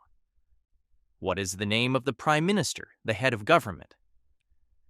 What is the name of the political party in power? What is the name of the leader of the opposition? What is the name of the party representing Her Majesty's loyal opposition? What are the names of the other opposition parties and leaders? Who is your Member of Parliament, or MP, in Ottawa? What is your federal electoral district called? At the provincial government level, who is the Lieutenant Governor, the representative of the Queen in your province? Who is your Premier or head of government? What is the name of the provincial party in power? What are the names of the provincial opposition parties and leaders? Who is your provincial representative? At the territorial government level, what is the name of the commissioner who represents the federal government in your territory? What is the name of the premier? What is the name of your territorial representative? At the municipal government level, what is the name of the municipality where you live? Who is the head of the municipal government, mayor or reeve? Caption: Image of the Quebec City Hall, constructed in 1895 to 1896. The justice system. The Canadian justice system guarantees everyone due process under the law. Our judicial system is founded on the presumption of innocence in criminal matters, meaning everyone is innocent until proven guilty. Canada's legal system is based on a heritage that includes the rule of law, freedom under the law, democratic principles, and due process. Due process is the principle that the government must respect all of the legal rights a person is entitled to under the law. Canada is governed by an organized system of laws. These laws are the written rules intended to guide people in our society. They are made by elected representatives. The courts settle disputes and the police enforce the laws. The law in Canada applies to everyone, including judges, politicians, and the police. Our laws are intended to provide order in society and a peaceful way to settle disputes and to express the values and beliefs of Canadians. Caption: Image of the scales of justice from the Vancouver Law Courts with the caption, "The blindfolded Lady Justice symbolizes the impartial manner in which our laws are administered, blind to all considerations but the facts." Caption: Image of a border guard with a sniffer dog inspecting the trunk of a car at the Canada-US border. Courts. The Supreme Court of Canada is our country's highest court. The Federal Court of Canada deals with matters concerning the federal government. In most provinces, there is an appeal court and a trial court, sometimes called the Court of Queen's Bench or the Supreme Court. There are also provincial courts for lesser offenses, family courts, traffic courts, and small claims courts for civil cases involving small sums of money. Police. The police are there to keep people safe and to enforce the law. You can ask the police for help in all kinds of situations. If there's been an accident, if someone has stolen something from you, if you're a victim of assault, if you see a crime taking place, or if someone you know has gone missing. There are different types of police in Canada. There are provincial police forces in Ontario and Quebec, and municipal police departments in all provinces. The Royal Canadian Mounted Police, or RCMP, enforce federal laws throughout Canada and serve as the provincial police in all provinces and territories except Ontario and Quebec, as well as in some municipalities. Remember, the police are there to help you. You can also question the police about their service or conduct if you feel you need to. Almost all police forces in Canada have a process by which you can bring your concerns to the police and seek action. Getting legal help. Lawyers can help you with legal problems and act for you in court. If you cannot pay for a lawyer, in most communities there are legal aid services available free of charge or at a low cost. Captions. Image of jury benches. Image of a police constable helping a young boy. Image of a prison with caption, "Prisons have an essential role in punishing criminals and deterring crime." Hey everyone, if you're finding my content helpful and want to support me, check out citizentest.ca/Nico for free, up-to-date practice tests, interactive flashcards, and realistic simulations of the Canadian Citizenship test. Thank you. Canadian symbols. Canada has many important symbols, objects, events, and people that have special meaning. Together, they help explain what it means to be Canadian and express our national identity. Important Canadian symbols have been discussed throughout this booklet. The Canadian Crown. The Crown has been a symbol of the state in Canada for 400 years. Canada has been a constitutional monarchy in its own right since Confederation in 1867 during Queen Victoria's reign. Queen Elizabeth II, who has been Queen of Canada since 1952, marked her Golden Jubilee in 2002 and celebrates her Diamond Jubilee, or 60 years as sovereign, in 2012. The Crown is a symbol of government, including Parliament, the legislatures, the courts, police services, and the Canadian forces. Caption: Image of the Mace of the House of Commons in Ottawa. Flags in Canada. A new Canadian flag was raised for the first time in 1965. The red, white, red pattern comes from the flag of the Royal Military College, Kingston, founded in 1876. Red and white had been colors of France and England since the Middle Ages, and the national colors of Canada since 1921. The Union Jack is our official royal flag. The Canadian Red Ensign served as the Canadian flag for about 100 years. The provinces and territories also have flags that embody their distinct traditions. Captions: Image of the Canadian flag of 1965. Image of the Canadian Red Ensign with caption: The Canadian Red Ensign served as the national flag for 100 years and has been carried officially by veterans since 2005. The maple leaf. The maple leaf is Canada's best-known symbol. Maple leaves were adopted as a symbol by French Canadians in the 1700s, have appeared on Canadian uniforms and insignia since the 1850s, and are carved into the headstones of our fallen soldiers buried overseas and in Canada. The fleur-de-lis. It is said that the lily flower, fleur-de-lis, was adopted by the French king in the year 496. It became the symbol of French royalty for more than 1,000 years, including the colony of New France. Revived at Confederation, the fleur-de-lis was included in the Canadian Red Ensign. In 1948, Quebec adopted its own flag, based on the cross and the fleur-de-lis. Coat of arms and motto.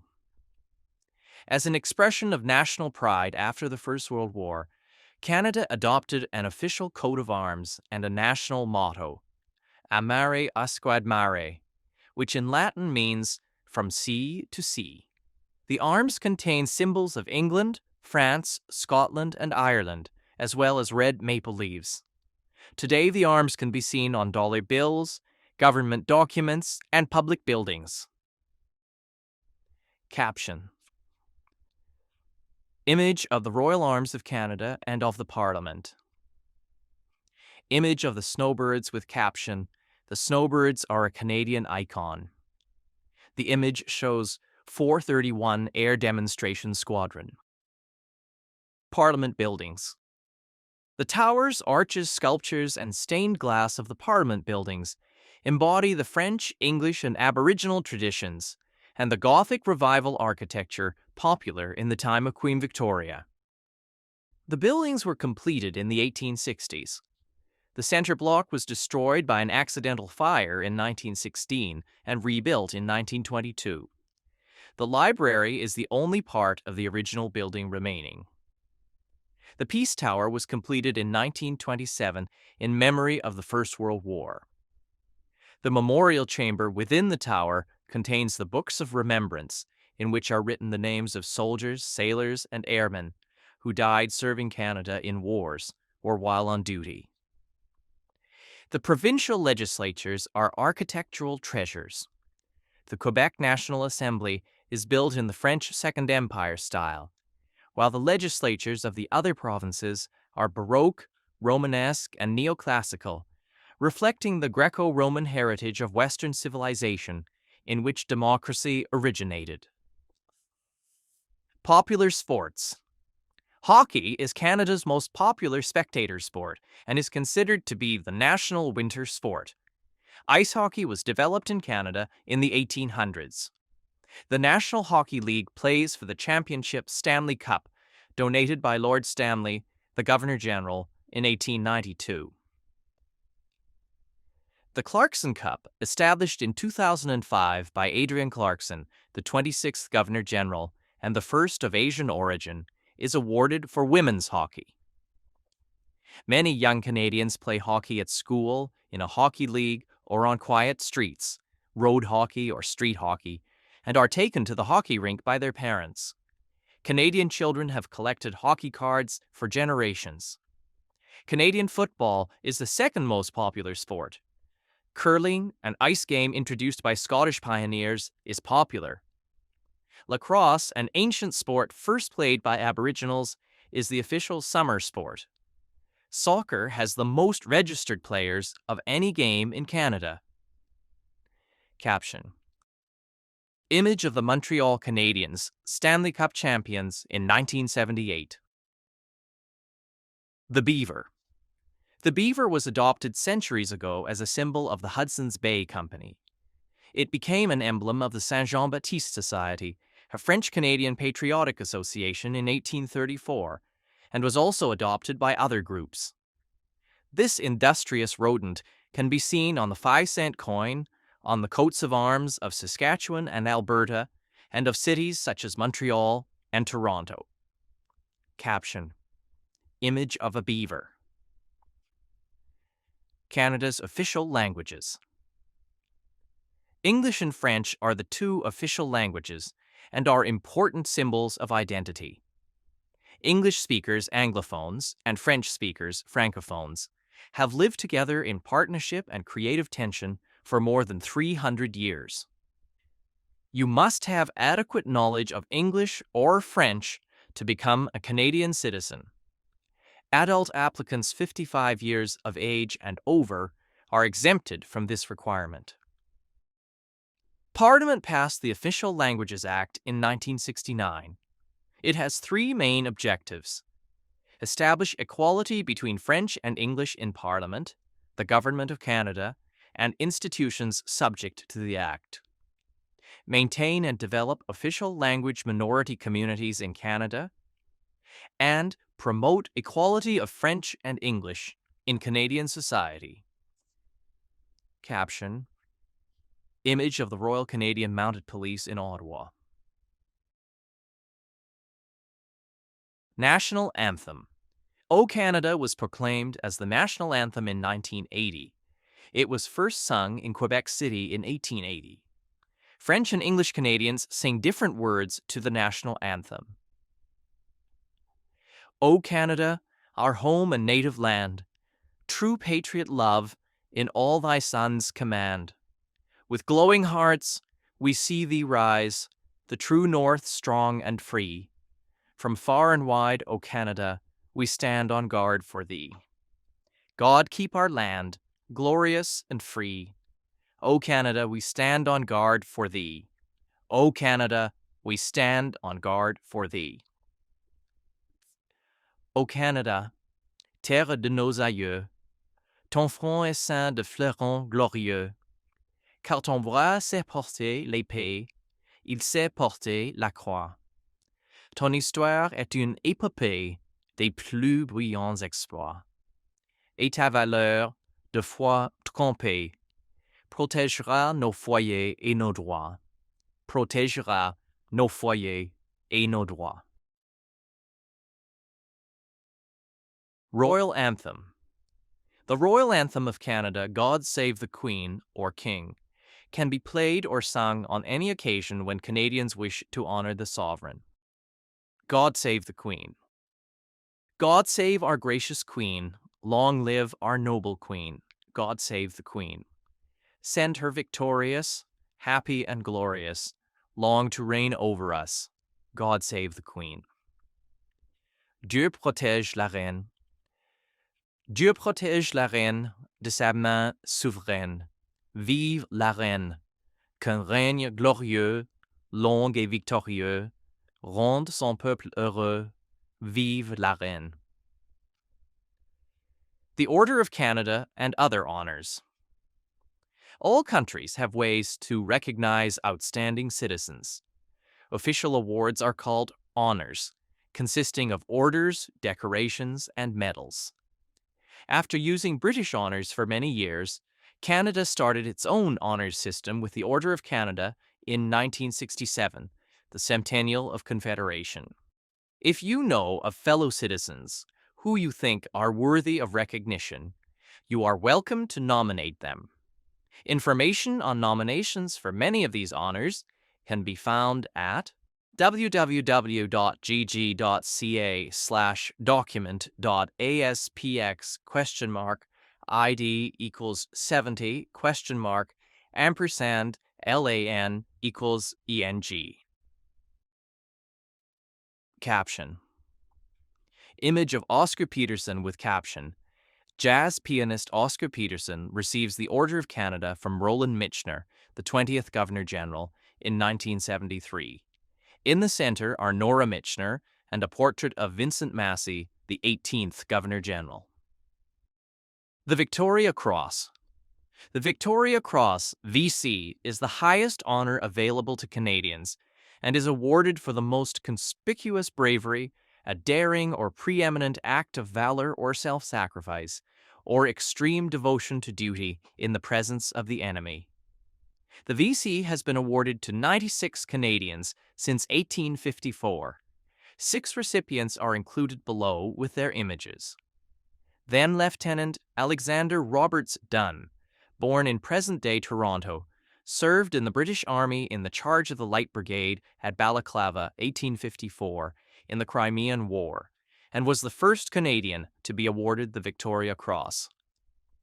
Able seaman William Hall of Horton, Nova Scotia, whose parents were American slaves, was the first black man to be awarded the VC for his role in the Siege of Lucknow during the Indian Rebellion of 1857.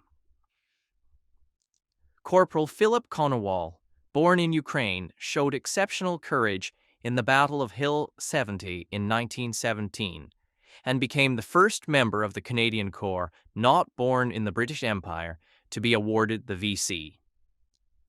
Flying ace Captain Billy Bishop, born in Owen Sound, Ontario, earned the VC in the Royal Flying Corps during the First World War and was later an honorary Air Marshal of the Royal Canadian Air Force. Captain Paul Triquet of Cabano, Quebec, earned the VC leading his men and a handful of tanks in the attack on Casa Berardi in Italy in 1943 during the Second World War, and was later a brigadier.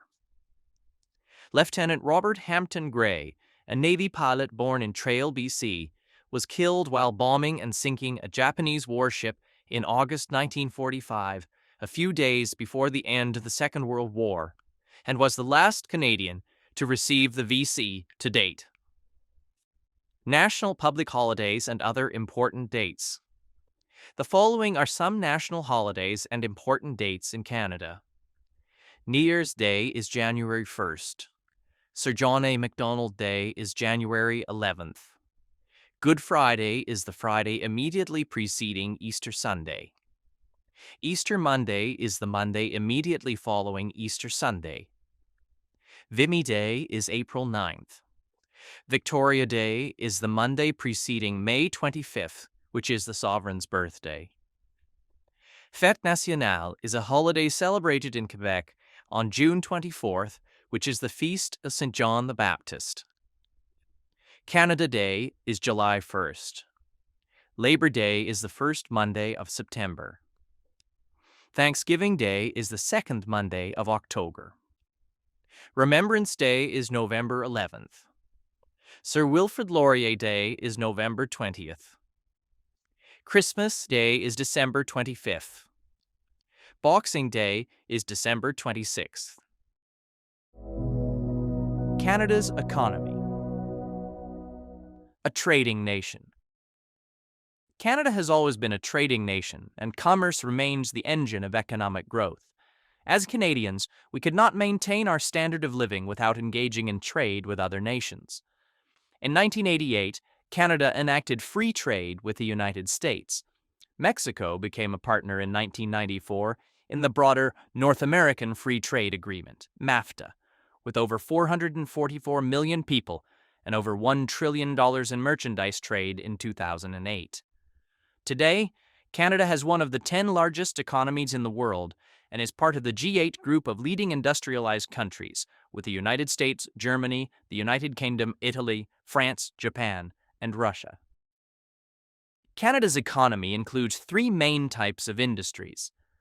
Service industries provide thousands of different jobs in areas like transportation, education, healthcare, construction, banking, communications, retail services, tourism, and government. More than 75% of working Canadians now have jobs in service industries. Manufacturing industries make products to sell in Canada and around the world. Manufactured products include paper, high-technology equipment, aerospace technology, automobiles, machinery, food, clothing, and many other goods. Our largest international trading partner is the United States. Natural resources industries include forestry, fishing, agriculture, mining, and energy. These industries have played an important part in the country's history and development. Today, the economy of many areas of the country still depends on developing natural resources, and a large percentage of Canada's exports are natural resources commodities. Caption: Images of a lumber truck, of oil pump jacks in Alberta, of Atlantic lobster, and of a hydroelectric dam on the Saguenay River, Quebec. Canada enjoys close relations with the United States, and each is the other's largest trading partner. Over 3/4 of Canadian exports are destined for the USA. In fact, we have the biggest bilateral trading relationship in the world. Integrated Canada-USA supply chains compete with the rest of the world. Canada exports billions of dollars worth of energy products, industrial goods, machinery, equipment, automotive, agricultural, fishing and forestry products, and consumer goods every year. Millions of Canadians and Americans cross every year and in safety what is traditionally known as the world's longest undefended border. At Blaine in the state of Washington, the Peace Arch, inscribed with the words, "Children of a common mother" and "Brethren dwelling together in unity," symbolizes our close ties and common interests. Caption: Images of a car assembly plant in Oakville, Ontario, of the Port of Vancouver, of a research laboratory, of RIM's BlackBerry device, and of ice wine grapes in the Niagara region in Ontario. Hey everyone, if you're finding my content helpful and want to support me, check out citizentest.ca/Nico for free, up-to-date practice tests, interactive flashcards, and realistic simulations of the Canadian citizenship test. Thank you. Canada's regions. Canada is the second largest country on Earth, with 10 million square kilometers. 3 oceans line Canada's frontiers: the Pacific Ocean in the west, the Atlantic Ocean in the east, and the Arctic Ocean to the north. Along the southern edge of Canada lies the Canada-United States boundary.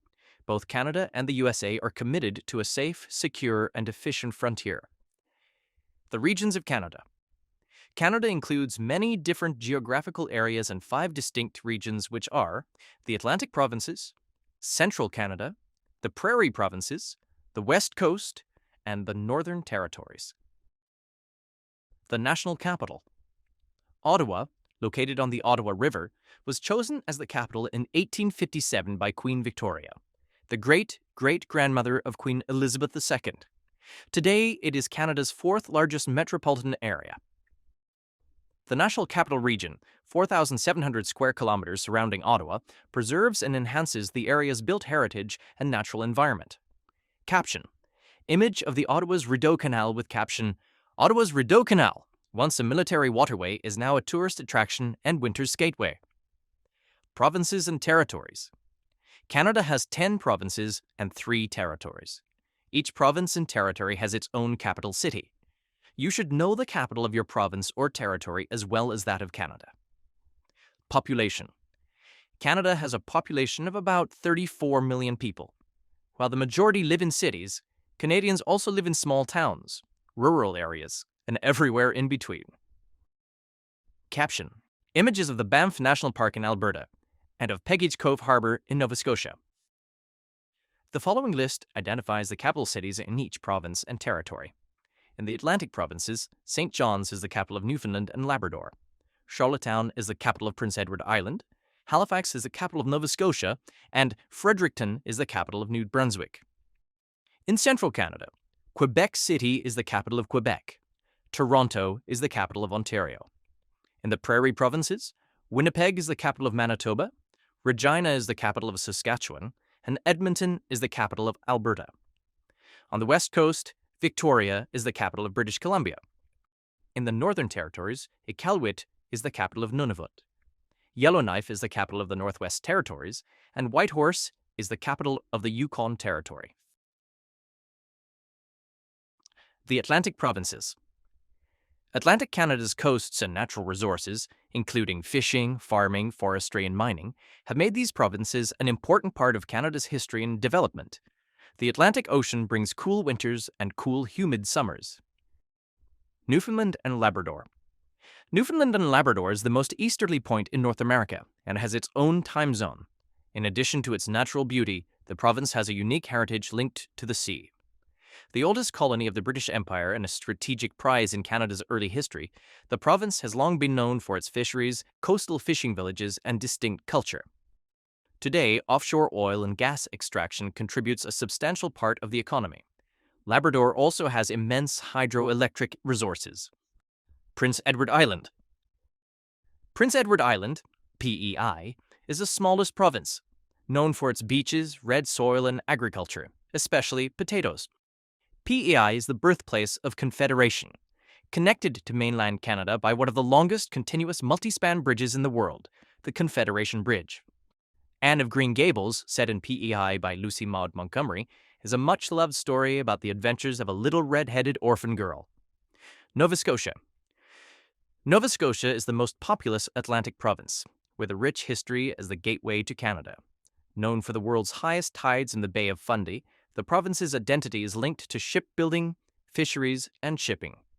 As Canada's largest East Coast port, deep water and ice-free, the capital, Halifax, has played an important role in Atlantic trade and defense and is home to Canada's largest naval base.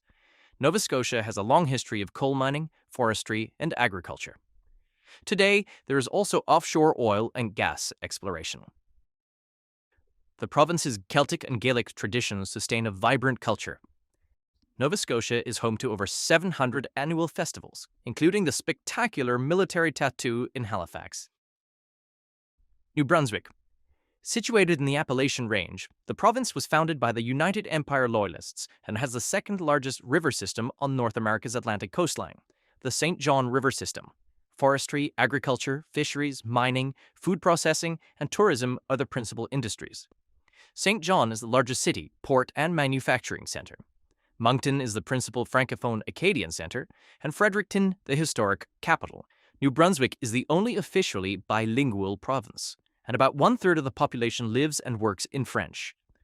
The province's pioneer Loyalist and French cultural heritage and history come alive in street festivals and traditional music. Central Canada.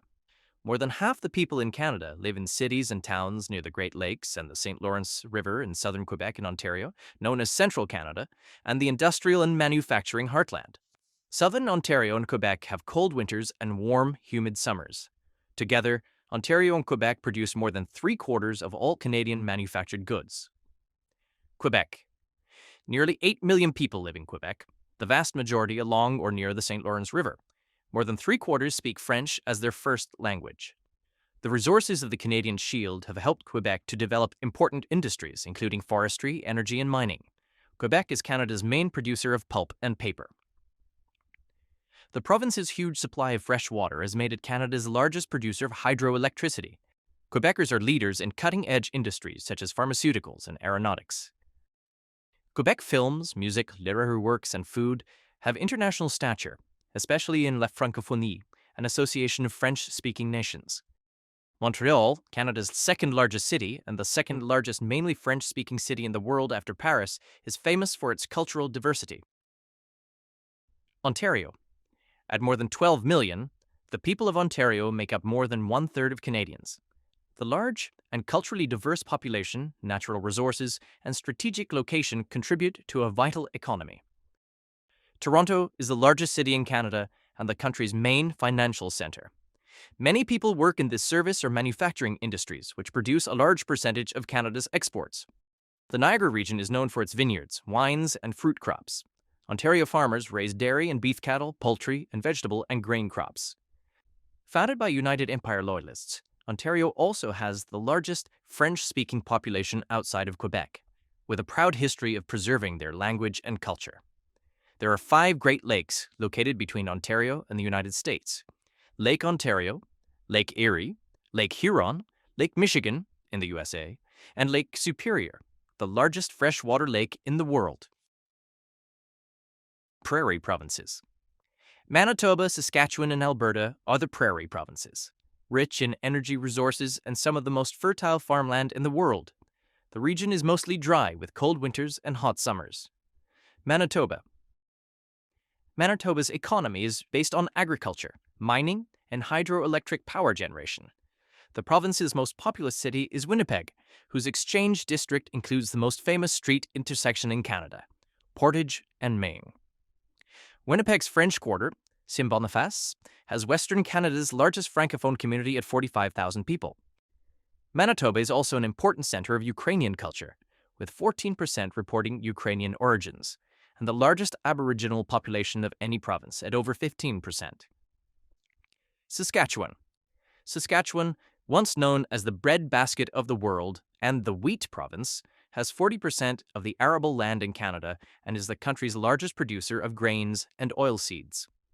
It also boasts the world's richest deposits of uranium and potash used in fertilizer and produces oil and natural gas. Regina, the capital, is home to the Training Academy of the Royal Canadian Mounted Police. Saskatoon, the largest city, is the headquarters of the mining industry and an important educational, research, and technology center. Alberta. Alberta is the most populous prairie province. The province and the world-famous Lake Louise in the Rocky Mountains were both named after Princess Louise Caroline Alberta, fourth daughter of Queen Victoria. Alberta has 5 national parks, including Banff National Park, established in 1885. The rugged Badlands house some of the world's richest deposits of prehistoric fossils and dinosaur finds. Alberta is the largest producer of oil and gas, and the oil sands in the north are being developed as a major energy source. Alberta is also renowned for agriculture, especially for the vast cattle ranches that make Canada one of the world's major beef producers. The West Coast. British Columbia is known for its majestic mountains and is Canada's Pacific Gateway. The Port of Vancouver, Canada's largest and busiest, handles billions of dollars in goods traded around the world. Warm air streams from the Pacific Ocean gives the BC coast a temperate climate. British Columbia. British Columbia, or BC, on the Pacific coast, is Canada's westernmost province, with a population of 4 million. The Port of Vancouver is our gateway to the Asia-Pacific. About 1/2 of all the goods produced in BC are forestry products, including lumber, newsprint, and pulp and paper products, the most valuable forestry industry in Canada. BC is also known for mining, fishing, and the fruit orchards and wine industry of the Okanagan Valley. BC has the most extensive park system in Canada, with approximately 600 provincial parks. The province's large Asian communities have made Chinese and Punjabi the most spoken languages in the cities after English. The capital of Victoria is a tourist center and headquarters of the Navy's Pacific Fleet. The Northern Territories. The Northwest Territories, Nunavut, and Yukon contain 1/3 of Canada's landmass but have a population of only 100,000 people. There are gold, lead, copper, diamond, and zinc mines. Oil and gas deposits are being developed. The North is often referred to as the land of the midnight sun because at the height of summer, daylight can last up to 24 hours. In the winter, the sun disappears and darkness sets in for 3 months. The Northern Territories have long, cold winters and short, cool summers. Much of the North is made up of tundra, the vast rocky Arctic plain. Because of the cold Arctic climate, there are no trees on the tundra and the soil is permanently frozen. Some continue to earn a living by hunting, fishing, and trapping. Inuit art is sold throughout Canada and around the world. Yukon.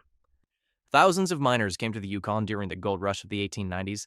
As celebrated in the poetry of Robert W. Service, mining remains a significant part of the economy.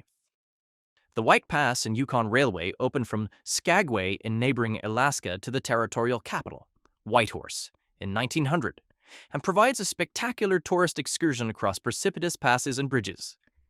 Yukon holds the record for the coldest temperature ever recorded in Canada, -63 degrees Celsius.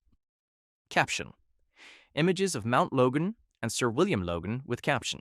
Mount Logan, located in the Yukon, is the highest mountain in Canada. It is named in honor of Sir William Logan, a world-famous geologist, born in Montreal in 1798 to Scottish immigrant parents. Logan founded and directed the Geological Survey of Canada from 1842 to 1869 and is considered one of Canada's greatest scientists.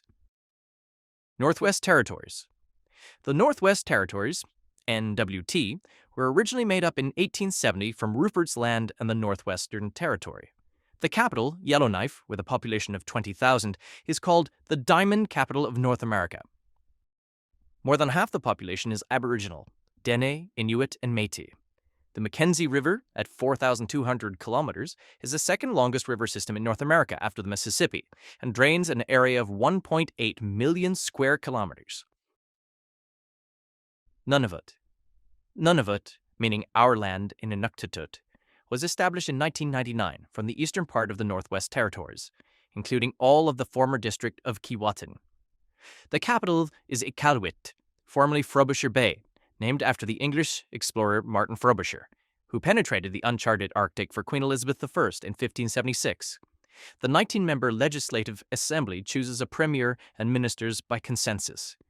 The population is about 85% Inuit, and Inuktitut is an official language and the first language in schools. Captions. Image of an Inuit boy in Nunavut. Image of a caribou with caption. The caribou, also called reindeer, is a popular game for hunters and a symbol of Canada's north. The Canadian Rangers. Canada's vast north brings security and sovereignty challenges. Dealing with harsh weather conditions in an isolated region, the Canadian Rangers, part of the Canadian Forces Reserves, militia, play a key role. Drawing on Indigenous knowledge and experience, the Rangers travel by snowmobile in the winter and all-terrain vehicles in the summer from Resolute to the magnetic North Pole, and keep the flag flying in Canada's Arctic. Congrats! You've made it to the end of the series. If you found my content helpful, consider visiting citizentest.ca/Nico. You'll find free, up-to-date practice tests, interactive flashcards, and realistic simulations of the Canadian Citizenship test. Your support means a lot. Thank you.